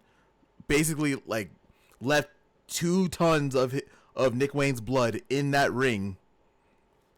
Yeah, just to make a point. Him and AR Fox went in there and just beat the shit out of him. Yeah. This is the same guy that broke into Hangman's house. Threatened his family and baby. Yeah, put a Swerve t-shirt over his baby. And literally threatened his family. Yeah. Same guy. Also, you already said it. I'm just going to say it again for emphasis. Breaking and entering. He broke into Hangman's house. He broke into his house. So, he's technically not the good guy. It's just, it's the AEW magic that happened. He does, you do your thing, you do it well, the people get behind you. That's just what happens at AEW. Yeah. It is kind of funny that, like, Swerve just feels like that he let that go. Like, Swerve was like, I'm champion. We're good now. But obviously, like, no one else is going to be cool with you. Like, bro, for like the last 2 years, you've been a terror. Yeah. You beat the shit out of your own tag team partner. You put a cinder block through his chest. But that's good, though, because AEW is one of the places that has continuity, right? Yeah. Continuity. Mm-hmm. They didn't forget what the fuck he did. Like, if this was like WWE, like, like 3 months before, Randy Orton would have punt kicked you, right? Mm-hmm. And then you would just be on a tag team and you'd be okay with it and then you'd be tag champs. You wouldn't even mention that he punt kicked you in the head before. Yeah, you would just let it go. Maybe he forgot because of a concussion. Who knows? Yeah, but yeah. CTE. Yeah. Yeah. But that's one of the things AEW does really well is continuity in a way. Because, like, everybody's like, oh, hell no. No, motherfucker. You did this shit to me before. No. Shit, I don't like you. So I think that was good. And then our boy, Mark Briscoe, came in there, played Peacemaker, and got everybody's head back in the game. The vocal leader. Listen, there's a reason why the conglomeration is what they are. They weren't even really a faction. Mark Briscoe just was talking, and everyone was like enamored with what he was saying. People just loved what he was saying, and they just made it into a group. And that now Tomohiro Ishii is in. Like, he is now part of the conglomeration. Everybody can be part of it. Like, it doesn't matter. It's just look, it's a cult. I'm gonna call it. It's a cult. Mark Briscoe is a cult leader. Listen to how the motherfucker talks. He's just very charismatic. Yes, like a cult leader. Oh God. The cult of chickens? What are you talking about? I don't know. I don't know what it is, but listen, like, he is just the craziest motivational speaker ever. Like, he has now hypnotized Kyle O'Reilly. Kyle O'Reilly is also very addicted to Mark Briscoe. You see when they're all together in the backstage segments, like, Kyle O'Reilly's hanging on every single word Mark Briscoe was saying. Yeah, but also Kyle O'Reilly's kind of crazy too, because if you look at all of his NXT stuff, the NXT Black and Gold specifically, before he's like, oh, this shit's going down, he dipped out. Who are the best people to get into a cult? Prophet. I don't know if you know this question. I probably shouldn't even be asking this question because it might sound like I'm trying to make a cult. But who are the best people to recruit into a cult? Suckers. Yes, people who are a little off. And look at the conglomeration. Who's in the conglomeration? Think about it. It's Kyle O'Reilly. Uh-huh. Orange Cassidy. Uh-huh. Tomohiro Ishii. Mm-hmm. Mark Briscoe. Mm-hmm. Someone else. See what I'm saying? No, or it could just be a group of crazy motherfuckers. With a cult leader at the top. Oh, God. Who just so happens to raise chickens for a living. Ugh. I'm also in that cult too, because he's also inspired me. God damn it! This is why. Whenever he's on, listen, I watch AEW on Fight, right? Whenever Mark Briscoe has a promo, I rewind and I listen to it again. I've probably listened to the same Mark Briscoe promo more times than I've watched like Okada and Omega. Well, they're like 5 minutes long. It's easy to do that. Yeah, but not during the show. Like, the show is actively going on, and I will rewind to watch it instead of just going and waiting till the show's over. Because most of the time you're like, what the fuck did he just say? Oh, no. Because he said some crazy shit. Oh, no, I understand exactly what he's saying. Because he's a cult leader. Like, that's what he does. Like, he knows what he is doing. Listen. Oh, my God. Listen. He's the supreme overlord now. Did you just said it. He was able to get people like Swerve, The Acclaimed, and Darby Allin all on the same page again. And what do they all have in common with each other? They're all also deranged. They all have problems. Well, hold on. Except for Bowens. Bowens is kind of normal-ish. He just yells a lot. Bowens is great. But, well, no. He just yelled some shit and was talking a whole bunch of stuff and then got everybody's attention and started doing like Mark Briscoe things and talking all kinds of crazy. And then everybody was like, I think so. And it worked. It doesn't matter. They didn't know what the hell. They didn't know what the hell he said, but they're like, oh, yeah, okay, sure. He gave him a word of the day. He said he didn't care about their problems. And it all worked. Because he's a cult leader. Oh, my God. When it comes out on TV, you'll see. You'll see. Oh, God. It's going to be Violent by Design Part 2. No. Oh, no. It's actually going to be good. Yeah. Hey. Violent by Design was good when EY was at the head. Oh, when yeah. When it went to Cody Deaner, that's when it fucking went to hell. Mm-hmm. But, well, damn it, we're talking about that on the wrong show. Yeah. But yeah, I'm just saying. Like, there's a reason that Mark Briscoe is the vocal leader. There's a reason. Oh, my God. That's all I'm saying. You'll come around. You'll see. Oh, God. We can talk about the next segment. The next segment is the Glamour. Mariah versus Victim. Or, I should say, local talent. Local talent. So, okay, the one thing that comes from it came from the match is she's no longer acting weak. She's back to being the Glamour. Yes. She immediately, like, the bell rung and she just ran over and fucking drop kicked that person, like, immediately. Mm-hmm. Like, she was like halfway across the ring when the bell rang. She just drop kicked her. And and she's just being vicious the whole match. Match lasted like 2 minutes. Mm-hmm. And of course she got the win. Lasted 2 minutes. She was standing at the on the ropes, and Toni Storm slid in the ring and started attacking Mariah at the end of the match. We gotta. There's a couple things we gotta talk about first before we get to the Toni Storm part. Okay. Mariah has a new theme. Yes. The theme is not the old Glamour theme that she had before. When Mikey Ruckus talked about it on Twitter, he said it was a mashup of Evil Glamour, which is Mariah May's old song before she took on the Tony Storm stuff, and Orochimaru. That's what he said. Okay. Theme is great. She has like this isn't really Stardom gear, but it's pretty close. She has like her normal gear back, and like you said, she was very vicious.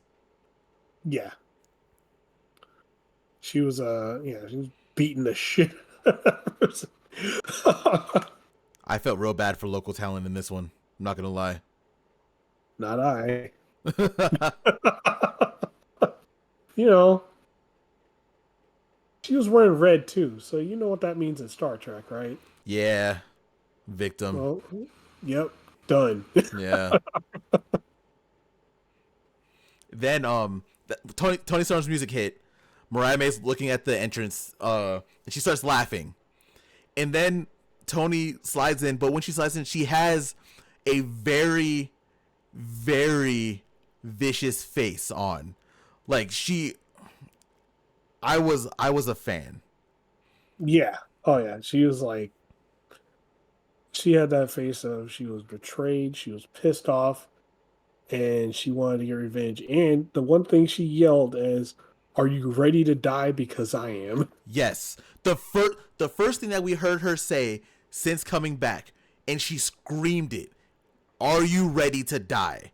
And she let it sit for a second. She said, "Because I am." Fantastic. We talked about this last week. Yep. This is the best built match going into All In so far. Oh yeah, easily, by far. Oh, here's the part right here. They didn't even cut to like black and white for her either. I didn't even think about that till just now. Yeah, she just slid in the ring. And immediately attacked Mariah. As soon as Mariah turned around. A little stare down. Boom. Just a very great break apart, a pull apart. It was a few minutes. Like this whole thing, I don't think was even 10 minutes. No. But it was effective. That's like all those segments. Like even we talked about it last week. Like when Mariah May was in the ring, it was a 4-minute segment, sure, but she got the point across, and it was an effective segment, right? Like you don't. There's a lot of times you don't need like that 25 minutes of talking and stuff like that. This got the point across in literally what, like I said, 5 minutes, 5-6 minutes. Oh, the whole point was I looked at the video. The video has from basically the beginning of Mariah May's entrance to the end, 5 minutes, 4 minutes and 31 seconds, and it was impactful, super impactful. This is, again, I will keep on saying it, this is easily the best built match going into All In. And now is also a very good time just to talk about the women's division in general. We talked about a little bit, well, not a little bit, we talked a lot with Britt. We talked about how good this women's division is right now. Yeah. All these women are just, again, I know we're rehashing. All these women are just on another level. It's just fantastic. And it happened, just gonna say, it happened literally the second Mercedes, like, she didn't show up yet, but when she signed, and she was signed, for like months, and they started building that infrastructure when she was about to come in, the women's division just changed immediately. I think we talked about it, but have you seen some of the stats that have been coming out since Mercedes showed up? No, I have not. Okay, so one stat that I'm gonna have to find these so I can put these in the video. But one stat was women's time during Blood and Guts, like during the whole show, right? 2021 and 2022 and 2023, they were like all of them were under 10 minutes, right? Right. this was like between 20 and 30 of just women's segments. Yeah. Because you have to remember, there are also 2 women's matches, which is not normal for AEW. No. Yeah. So there's in general, there's been more, a lot more. Mm-hmm. All the women are actually getting time and like getting time to actually be on TV. Yeah. And it's finally working. Yeah. Because they do have some of the, like, easily some of the best women's wrestlers in the world. Yeah. Like, there's no reason they should not be on TV. Like, at all. There is no fucking reason. And while I do hate that it took so long and it took like a catalyst like Mercedes coming in for this to happen, I do hate that. I'm happy that we're getting it now. I think we're getting it at the right time, right? Yeah. So, imagine if it was during the time of Britt Baker. Yeah. But It wouldn't have been as... I don't think it would have been as good because of... At the time, the talent level wasn't at the level. They had some of them, like they had Deeb, they had Willow was there too. Willow, but it was Willow starting out. It wasn't Willow that found her character Willow. It was just Willow trying to find her character, right? She wasn't there yet. Like, a lot of those people weren't there yet.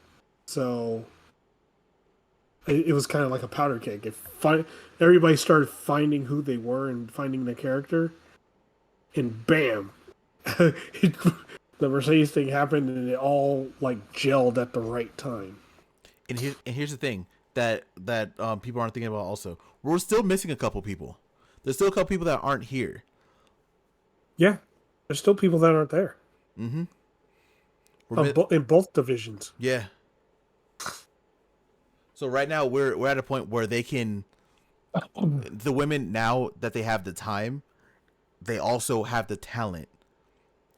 Which still they had a Tony Storm. They had like a almost a Britt Breaker, that doesn't count. They had a Shida, even though Shida was going back and forth from Japan.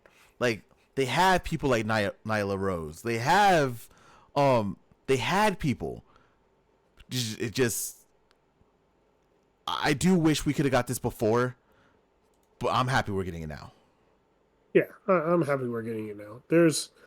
And like, that's another person that I'll talk about that should be on TV more is Nyla Rose, because give Nyla Rose a mic. Mm-hmm. That's all I'm going to say. Just give Nyla Rose a mic. We didn't get to talk about it last week, but she had a match on Dynamite last week, and it was kind of short because that was also the Dynamite where Ospreay and MJF went damn near an hour. Yeah. So, like, everything else was kind of cut short from that, but she was on TV. We need her to be on TV more. She is a credible threat to whatever title you want her to be against at all times. Oh yeah, she's a former world champion, so yeah. That's, you got to, anytime a former world champion steps in the ring, it's a threat, right? I don't care who it is. It could be Riho, right? But they're a threat because they've won a world title. Listen, I think we can move on. What's our next segment? So, the next segment is the biggest one of this whole thing, and that is Blood and Guts. Woo, man. So, I can... Well, actually, first off, you want to talk about the rules of Blood and Guts? Yeah, I can talk about it. So Blood and Guts, we've kind of alluded to it a little bit. All this whole Dynamite, there have been 2 rings in the middle of the arena, right?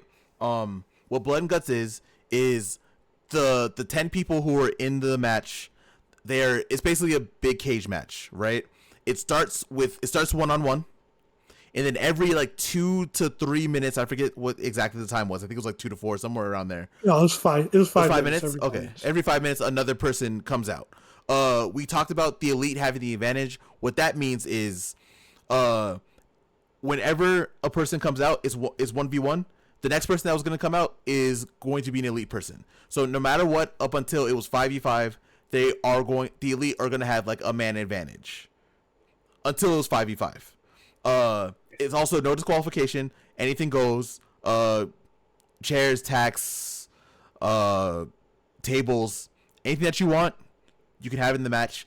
And the way you win the match is by submission or forfeit. There are no pinfalls, nothing like that. You either have to tap out or verbally give up to lose the match. Yeah. Those are the rules. Those are the rules. Okay. So I got the breakdown here of how the match went. Mm-hmm.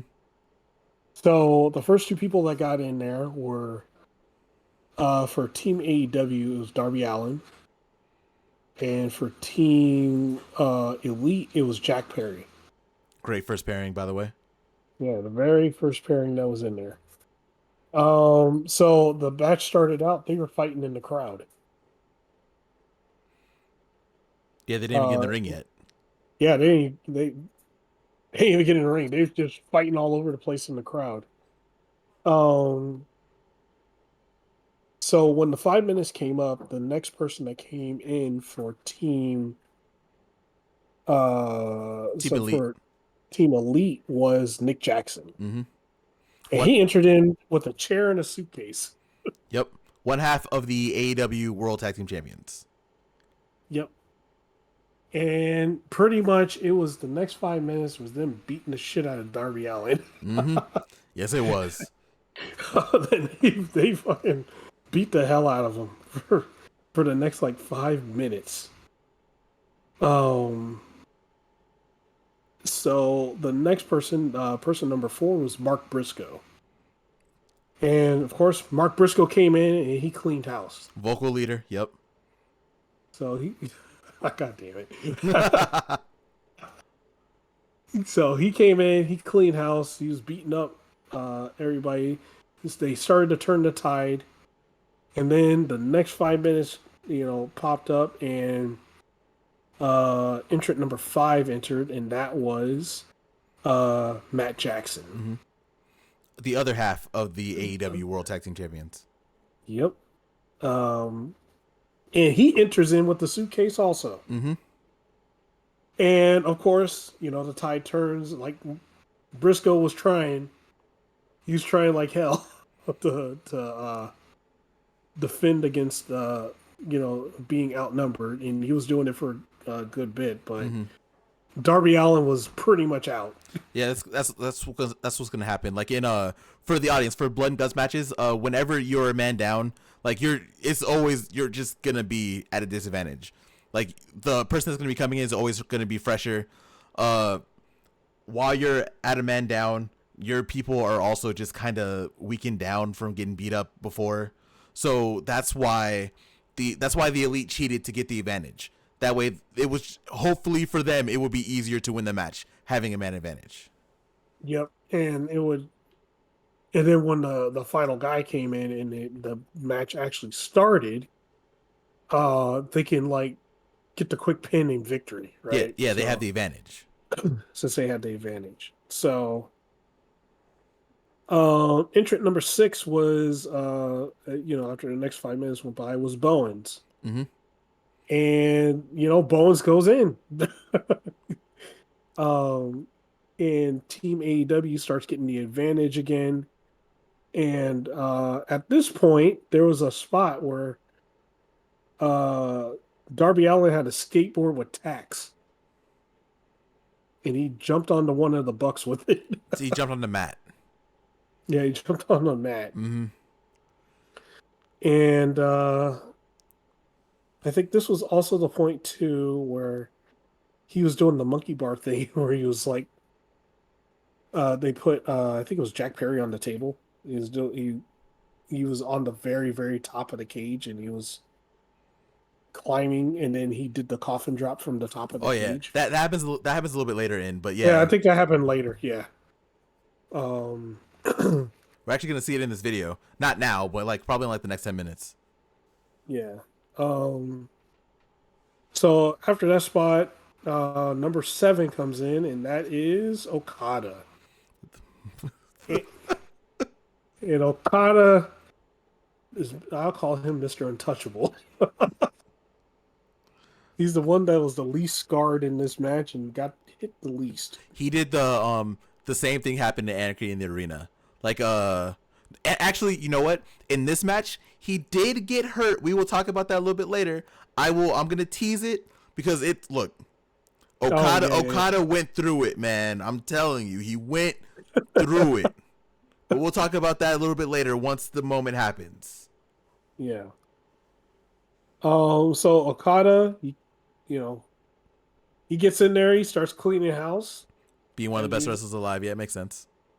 And he hit a few people with the Rainmaker. And Team Elite has the advantage once again and is beating up Team AEW. Entrant number 8 comes in, and that is Max Caster.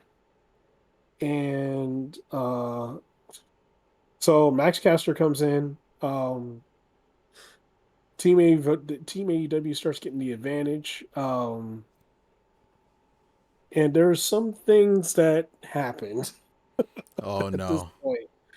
So one of the things that happened was it didn't go the way for Team Elite. So one of the things that happened was Team Elite got pretty much got the upper hand again. They started beating up Team AEW. And one of the things that happened was there was a barbed wire board, and there was 2 barbed wire boards. They sandwiched Bowens in between both boards. Brutal. Jumped on him and hit him with the sandwiching him between both boards. With the Nick came down with a senton right onto Bowens, sandwich into those 2 barbed wire boards. Oh God, it was like, ooh, and Bowens is the one that doesn't wear a shirt or anything, so yeah, he was, oof. Yeah, it was rough. Yeah, Bowens took all them bumps, man. He's a trooper, man. He was real great in that match. So the other thing is they opened up one of the suitcases. What was in that suitcase? Tax. Mm-hmm. Shockingly. They put the tax inside Max Caster's mouth, and Matt and Nick Jackson super kicked him in the face with the tax in his mouth. You didn't talk about the most important part. What was the most important part? Okada held the tax. He had them in his hands and somehow didn't get hurt. Goat status. Because he's a Rainmaker. Goat status. He's the Rainmaker. Well, yeah, seriously though, I'm still, that spot happens a lot, right? Where people put tacks in people's mouths and kick them. Like, that spot still grosses me out because it's just so gross, bro. And man, the thing going through my head is, I hope he doesn't accidentally swallow him. God, that'd be awful. Yeah, fuck your shit up. Like someone just accidentally kicks you a little too hard, or like their foot slips and actually hits you, and just or you just inhale. Yeah, and that's it. Because they put so many tacks in his mouth, and it was minutes into the match. Like we were already going like 15 minutes, 20 minutes. Yeah. So they're breathing hard at that point. Mm-hmm. So the next 5 minutes go by, and the final entrant for Team Elite is Hangman Adam Page. But what happened? But Hangman's music hits, and I think it was either Matt or Nick Jackson was like, "Yeah, come on, Hangman, come on." Hangman didn't come to the ring. Nope. He wasn't nowhere to be found. Wasn't anywhere to be found. One thing we should talk about also is earlier in the night when you were talking about when the Elite beat up Christopher Daniels, I think it was Jack Perry who asked, like, "Oh, where's Hangman?" And then Nick and Matt were like, "Oh, he's gonna be here. He's probably just walking around. We'll find him. Blah blah blah blah blah." Yep. So it is. Yep. It could be assumed that up until that point, they still haven't seen him at all for Blood and Guts. Not one time. Right. And then he basically low key kind of abandons them and doesn't show up as the final member of Team Elite in Blood and Guts. Right. He doesn't show up at all. Well, until we'll get to when he does show up. Mm-hmm. Okay, so Hangman doesn't come out. The Team AEW starts getting the upper hand a little bit. Uh, at this point, they did the Scissor Me Timbers to Nick Jackson, and Bones put barbed wire around his leg when he did the leg drop. Man. So it was like, God damn, it hurt both people. Oh yeah. That shit probably hurt like a motherfucker because you're coming down off the top rope too. So much respect, man. And then, so that was one of the main things, and then the next 5 minutes go by. Swerve comes out, and as Swerve is coming out, Hangman comes out. When Swerve is getting close to the ring, Hangman comes out, hit deck Swerve from behind, and it pulls out handcuffs and handcuffs Swerve to the cage, To the outside of the cage. The outside of the cage, so he can't get in, and then start beating up Swerve mercilessly until I think it was, God damn it, I think it was Matt Jackson. Yeah, Matt took the mic. But what happened before that though is Hangman also picked up the title. It was like yelling at Swerve. Like I forget exactly what he was saying. But he said, he said, "You don't deserve this. You never deserve this. Yeah, there you go. I am going to eat you alive." Yeah, bro. Oh my god. That shit was so good. Hangman, we talked about it again. This is something that we called also, by the way.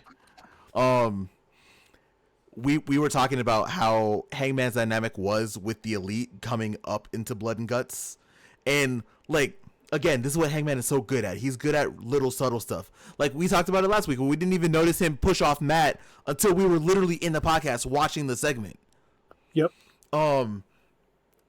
Hangman is he did not care about Blood and Guts. The only reason he even wanted to be in this match is to get his hands on Swerve. Yep. To the point where he didn't even show up until Swerve showed up. Yeah. And he wasn't even going to go into the ring. He was just going to beat up Swerve the whole time. Oh, yeah. Like, there was, after he dropped the title, he just kept on hammering Swerve just over and over and over again until the point that you were about to talk about. Yeah, until Matt Jackson was like, hey, get your ass in the ring so we can start this match. And he was like, he didn't care. He wasn't listening to him. He's like, hey, you've been suspended once. This time I'm going to fire you. Get your ass in the ring. And Hangman finally stopped, begrudgingly got into the ring. He didn't want to. The economy's bad, man. You can't lose your job. It's rough out here right now. Yeah. But he got it. He went into and got into the ring, and then Matt Jackson told the ref, close the door and lock it so Swerve can't get in. Mm-hmm. And one of the rules is once all 10 members all 10 members of both teams are in, then the match starts. Swerve was never technically got in, but the Bucks used their EVP powers to get the match started with Swerve still locked up on the outside. Yep. And yeah, they started beating up Team AEW. They were going in on them. And so a little bit in there, Jeff Jarrett comes out. He has the keys to the cuffs. And Brandon Cutler was trying to stop him from taking off the cuffs. Billy Gunn comes out, lays out Brandon Cutler, and then they go and then they try to get Swerve out of the cuffs. Prince Nana runs down with some wire cutters. So when they finally do get Swerve out of the handcuffs, Nana gives Swerve the wire cutters, and Swerve cuts a hole into the gate and gets into the match. Mm-hmm. and then he starts cleaning house like the world champ should. Until the point it got to, he beats up all of the elite, and it gets to him versus Hangman, and they didn't even touch. And when they got to that point, the crowd was going, "Holy shit!" They were in. So we were talking about how Blood and Guts is in 2 rings. They were literally on the opposite sides of each other. So like Swerve was like by the door on one side, closer to where the ramp is, the entrance ramp is, and Hangman was literally on the other side in the other ring. Like they couldn't Yeah, be any further apart in that cage. yeah, and yeah, then they were looking right at each other, and then they started going at it. But eventually, I think it got to a point where the elite got up, um, and I think this was the point where the elite got up. They opened the second suitcase, and it had all the staple guns in it.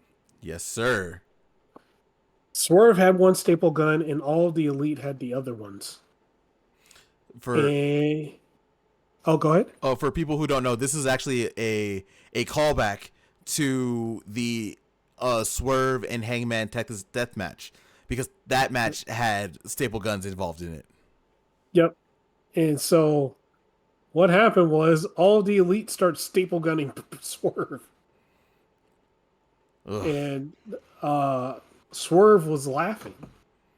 He was laughing when he was getting stapled, and he got up, and the elite tried to do it again, and he caught both of them, and he started stapling all of the elite. Mm-hmm. And Um, what happens is the most brutal injury in all of Blood and Guts happens in this match, or yeah, at this point. And what was that? Okada took a staple gun to his middle finger. It was great. Brutal. Impactful.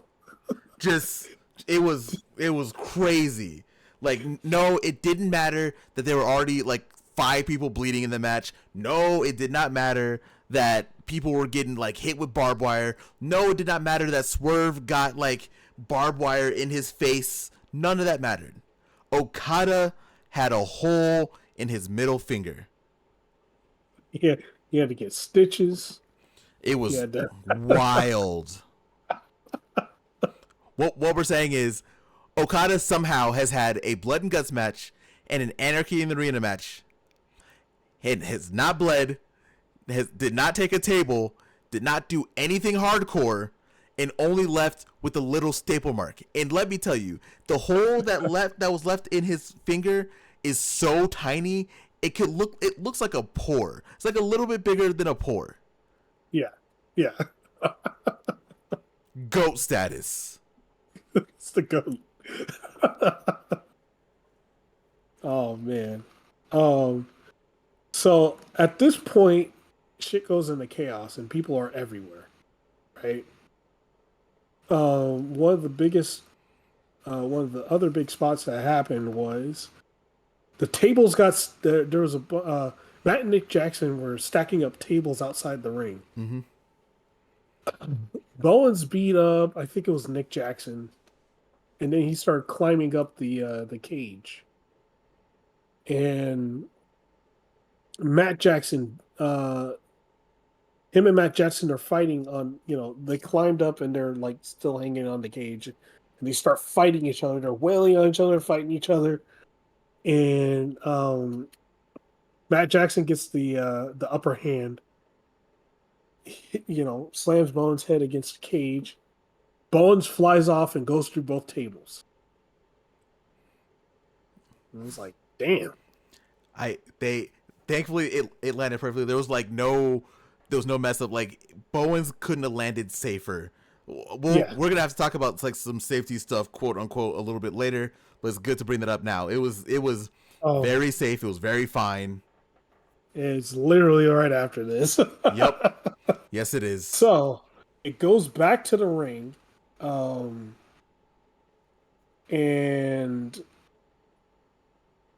So Team AEW starts getting the upper hand. It goes back into the ring, and I forget who it was that brought out handcuffs, more handcuffs, because I think there was another. The other suitcase had more handcuffs in it.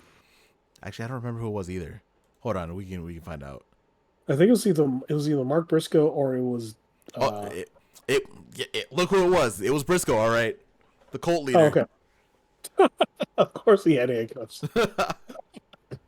So he brought out handcuffs.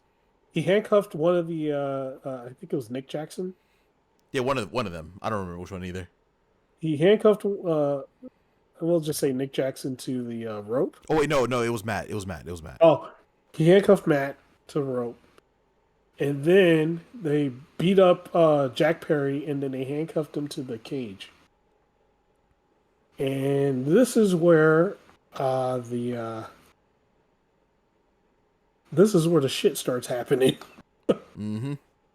Mark Briscoe gets the cane and starts beating the fuck out of Jack Perry on the cage. While again, like Prophet said, he's handcuffed. Both his hands are handcuffed to the cage, so he can't move.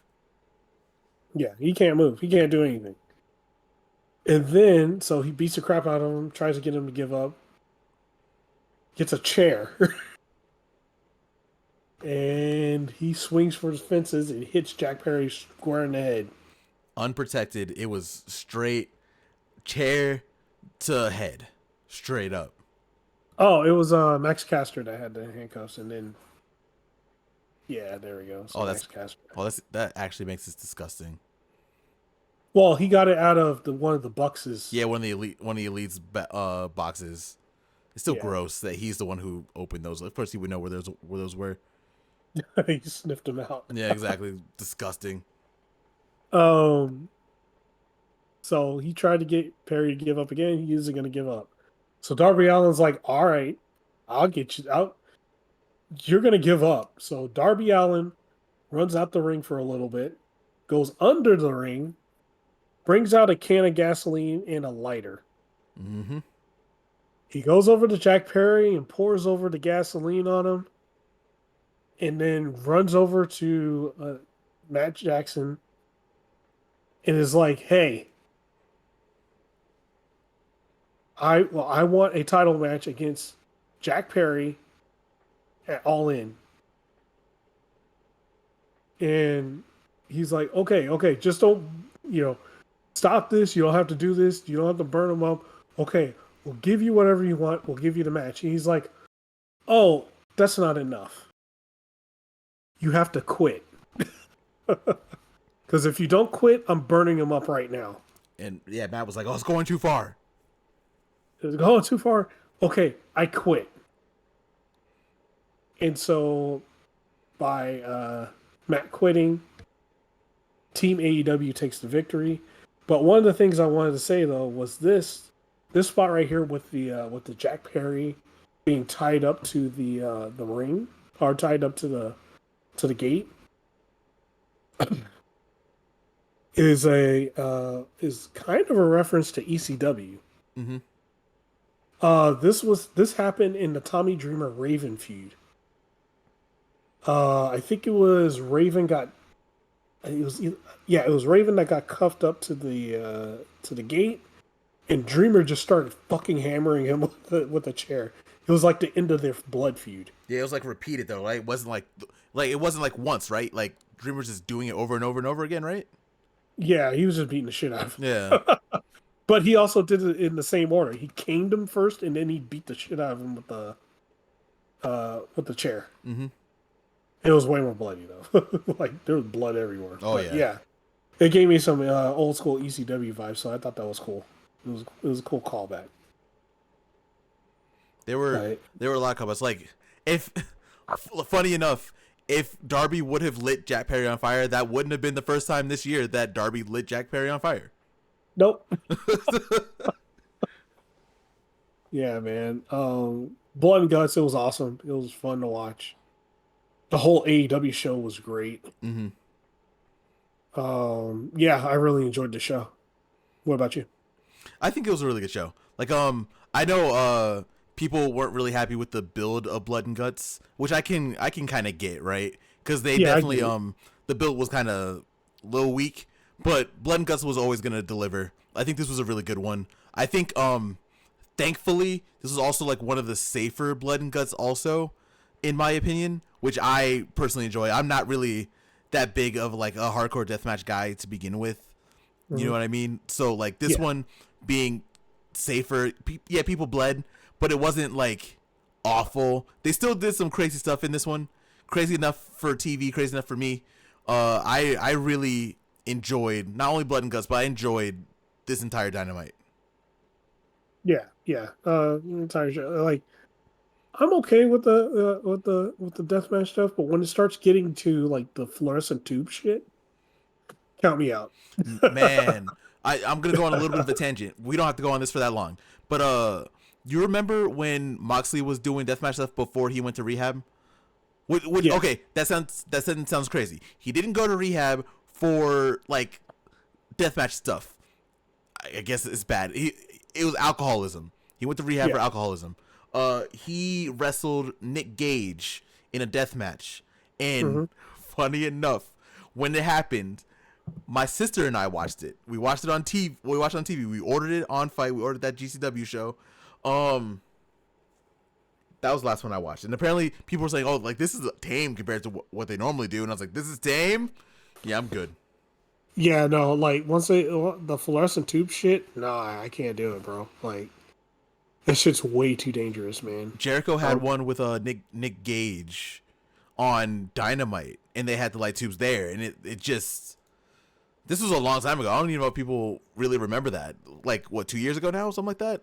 Just yeah, not a fan. it was at the start. It was pretty much at like the kind of like the beginning stage in AEW. Yeah, like right after they came out of the pandemic. Yeah, Yep. yeah. I'm not a fan of that. I think this Blood and Guts was good. I really enjoyed it. Um, but again, with the caveat that I am not that big on like hardcore wrestling to begin with. So Yeah. Well, compared to some of them I've seen, this is yeah. It's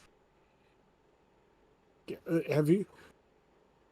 I'll just say this: I've watched King of the Death Match before. oh yeah, no, I'm good. I can't do that. That shit is like awful, right? Like, no, absolutely not. Fuck that. What was it? There was like a what was it? I think it was like a Vice documentary, right? Was it Vice? Oh, the one on XPW? Yeah, I think that's it. Oh man, yeah, yeah. No, there was that one. There was also they did one on Nick Gage, actually, believe it or not. Oh, I actually believe that. And Nick Gage is a very interesting person to me. oh, he's crazy. Yeah. Literally got a light tube stuck in his fucking ribs. So yeah. Ugh. And was going to try to wrestle the match. And they're like, dude, you're bleeding everywhere. You got to get out of here. Yeah, it's not So for they me. helicoptered him out of there. Yeah, I'm good. It's not. That's just not for me. But that was a really good episode, though, the Nick Gage one. Mm-hmm. I highly recommend that one. It was good. He tried to fucking rob a bank, and everybody knew who the fuck he was. Yeah, that's right. Then he went to jail for it because everyone knew exactly who. Yeah, that's right. Like I did Moxley watch was like, that. "Is that Nick Gage?" Oh man. Everybody knew who he was. So like, yeah, and he didn't cover his face. So like, yeah, he was done for. But he came back, so Mm-hmm. you know. But yeah, this is like I think this was really good. The one thing I guess we can get to it quick because we've been rolling. But like the thing that it doesn't bother me about Blood and Guts, it bothers me about like the titles. The tag titles have been kind of not really doing anything. Jack just won Mhm. the TNT title, but he did have a defense against Marco Stunt, so that things have been happening there. The Continental Championship hasn't really been having a lot going on with it because all those titles specifically, the tag team titles and the Continental have been kind of stuck in this elite team AEW thing, Yeah, and yeah, as much as I enjoy long stories with teams going up against each other, the Bucks haven't defended their titles once yet. Not in this reign. I checked. right. Not once. Yeah, no, I totally agree. Like they need to defend their stuff. Like, like they have to defend it, right? Like, it's like you can't just sit on the belts and hold, not have anything going on, not defend the titles, because that's a good way for people to forget your titles, Yep. right? Mm-hmm. Like, we could say the Ring of Honor tag titles has been defended more times than the AEW titles, Though tag titles. it's actually funny too because those belts, the Ring of Honor belts, have also been on AEW TV more lately than the tag team titles because the Undisputed Kingdom are on basically every show. Yeah, they're on everything. But So yeah, it's definitely they definitely need to move past this. I think this is a good time to do that now. Team AEW finally got their win. Everyone who's feuding in this match is feuding. They can all break off and do their own thing now. We can find something to do for Okada. We can get the Acclaim match out of the way and get something else for Wembley that is not FTR. I already went on rant about that last week. it's gonna be MXM, man. I would be okay with that, actually. Yeah, no, I'm not opposed to that. They are wrestling FTR tomorrow. Give FTR that L real quick. That would be great if they did. But no, it's just those titles being like held up right now when AEW's tag division was like the best division for a while is depressing to see. And these tag titles have kind of been like this now for a couple years because like people have not been giving the Bucks as much shit as they've been giving FTR when FTR were the champions and those belts were kind of going nowhere. But wait, FTR defended it every week though. Exactly. At least FTR defended There's a big them. difference. There's a big difference. Whenever FTR was on TV, they were defending him. But people were complaining about FTR's title reign. Like that was a thing that on the internet. People were complaining about that title reign. I mean, that's not a real place. Yeah. I don't hear anyone talking about the Bucks. The Bucks haven't. Yeah, if they've been on TV, they did an eliminator match that they lost, but they haven't defended the titles, and they won them like 2 months ago. Yeah. It's definitely time to move those titles. We need I don't know what's going on with Okada. I don't think Okada has to defend the title all the time. I think we talked about it before. I think he's doing like once a month, I think that's what we saw, right? So yeah, that's cool, but we could be building something towards that too. We're not building anything there. And I'm not even the story guy. Like I'm not at all. I love good matches. But we definitely need the tag titles in the Continental Championship. They need something to make them relevant again because they just don't feel relevant to me right now. Yeah, they need to start defending them. Because otherwise it's just going to be like, what happened to the TNT Championship before Edge got it, right? It was relevant at one point in time because when Miro had it, it was relevant, right? Like, let's be real. Like, the last two times the TNT title was relevant was when Miro had it and when Brody King, well, not Brody King, Brody Lee had it, right? Like Brody Lee was just murdering people when he had that title. I'll put Cody in there too because Cody gave us the open challenges, which gave us like Ricky Starks, which gave us Eddie Kingston. So we that was great too. But you're right, like that was also like 5 years ago. Yeah, and then Edge got it, and then Edge started. He built that title. Well, actually, no. Christian got it, and that's when it started taking off again. And then Edge got it, and it they brought it back up. Yeah. So we definitely need we need something to go on. Like I'll give Jack benefit of the doubt because he just won that title and he already did defend it once. Yeah. But the rest of those titles in the Elite, it's time for them to start either defending or moving them along. Yeah, I agree. But yeah, that's it. I don't like I said, I enjoy Blood and Guts. I enjoyed this episode of Dynamite. Oh, did we talk about what happened with Hangman and Swerve?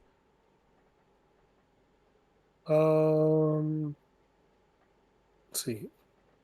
No, when they went outside and went through the table. Yeah. That was when like chaos was happening. People are all over the place. That's something we called to. Remember we said that Hangman and Swerve were just going to be fighting all over the arena? Yep, Call that and they too. did. They fought all over the arena and fought themselves off the stage and it through a table. And they eliminated each other. That was it. That was the last time we saw either of them for the match. Yep. That Oh man, it was good. I this is the match that made me think that Swerve should not lose to Danielson. This was the match. Cause I need Yeah, that Hangman payoff. I need Swerve and Hangman again. yeah. It needs to be for something. It can't be. It's the one. You know, a lot of times you can go, yeah, it didn't need to be for a title, but this one needs to be for this one needs the highest stakes It possible. it does. And I'm very okay with Danielson being at Wembley. I'm not, like I said, I've seen people getting off the train of Danielson wrestling at Wembley now. I think that's very stupid. Danielson should definitely be in the main event of Wembley easily. Oh yeah, for sure. He wasn't there last year. His contract literally expires. That's probably gonna be his last like contracted match for AEW. Kinda great that he is going to be there and wrestle. And I will go as far as to say that motherfucker should not get another ring until fucking All In. Jesus. Don't even do it. No. I don't want you sniffing a wrestling ring. All your segments need to be backstage. You need to be on the mic like you were for Renee.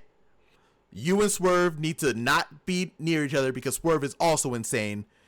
And he will give you some dumb ideas that you shouldn't do because you need to make it to Wembley Yeah. and lose to Hangman and lose to Swerve there.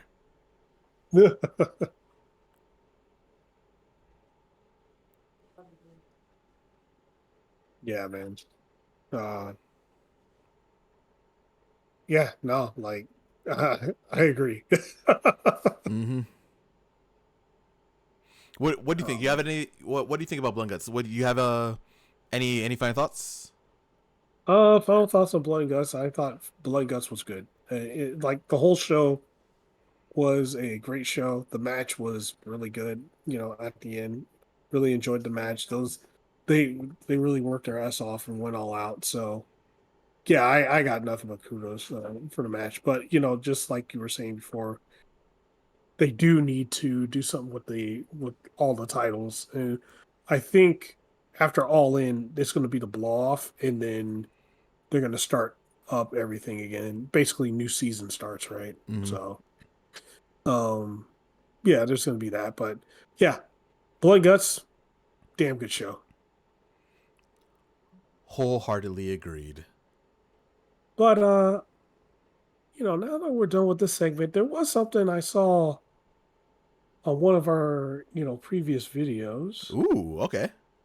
You know, we got our guy Boar out there. He had a question, Oh yeah, that's true. uh, which was if we were going to take two wrestlers from this era and a previous era, and had them do a match, who would you take? Um, okay, I have a few, but Okay, I'm just gonna pick one. I'm just okay, gonna pick one. The match that I would want to see, and mine's not going that far, not that far back. Uh, Prime Kurt Angle versus G1 Climax winning Kenny Omega. oh boy. Yes. Yes. So, oh man, this one's rough. I think for me, okay, Bret the Hitman Hart Mm-hmm. versus Okada. Ooh. Well, that's interesting. You get technical. You get everything in that match. The crazy part about that match can easily go like it can either go 15 minutes or 85 minutes. Like Yeah. it's crazy. It could go either way. It would probably go. Bret Hart won an hour with Shawn Michaels, so easy. So like it could easily be an Iron Man match. Mm-hmm. Okada won an hour with Kenny Omega. Yep. See this question, great question. I have a lot of these. Do I want to say more? Say another one. Okay, another one that I would really like is Ricochet. Okay. Ricochet from Best of Super Juniors Ricochet, or like early WWE Ricochet. Like that's around the same time. So like King Ricochet. Yeah. Versus Too Cold Scorpio. Oh shit. Yeah, bro. You see what I'm talking about? Yeah, that'd be good. Yeah. The man who made high flying a thing in Too Cold Scorpio, who invented a bunch of moves, versus the man who has perfected high flying in Ricochet. Yeah, he's literally the blueprint. Mm-hmm. Yeah, I would do like Masawa versus people go, "Oh, Eddie Kingston." No, it's too easy. No. It's too easy. So, we would take like Masawa like right after the Kobashi Masawa match, right? Mm-hmm. You take him and then you take um you can literally take anybody. You could take like me. This is the one where I would put Kenny Omega versus Masawa. Ooh, that's a good one too. Yeah. Do I have one more that I want to say? I'm trying to think. I think. Ooh, you know what? We can go a little bit old school. American Dream, Dusty Rhodes versus. I should say Cody just to be a dick, but I won't. Oh no, I can't think of one. No, I can't think of one now. Yeah, it's gone. It's gone. Dusty versus someone. I'll figure it out. Oh man. Yeah, there's a lot of good ones. Oh, like Midnight Express versus the Briscoes. That would be a good one. Oh yeah, that would be good. There's a lot of these. Yeah, there's a lot. Like you could do a team from now. You could do FTR versus Demolition. Oh, that'd be a good one. That would be fucking great. See, there's so many of these matches that we could do. We could sit here for another 4 hours talking about these. Yeah, we can name one an episode for the next year. We really could. Even after naming 3 apiece here. Yeah. Or actually, I'll do another one. Mm-hmm. Jordan Grace versus Bull Nakano. Ooh, that is a good one. Yeah. That'd be a good one. But yeah, man, I think great question. If anyone wants more questions answered, definitely feel free to hit him up in the comments, and we'll see him. We'll answer him. Yeah. Just put it in the comments. We'll answer them, and shit, we'll even answer them on the show. Mm-hmm. But I think that's our episode. Yeah. Good stuff. Yeah, man. As always, thank you all for listening. We really appreciate it. I think this one is going to be our longest one ever, actually, like straight up. So, thank you all. If you made it to this point, thank you again. Definitely do all the things that we need. Make sure you like the video. Make sure you share it out. Tell your friends about us.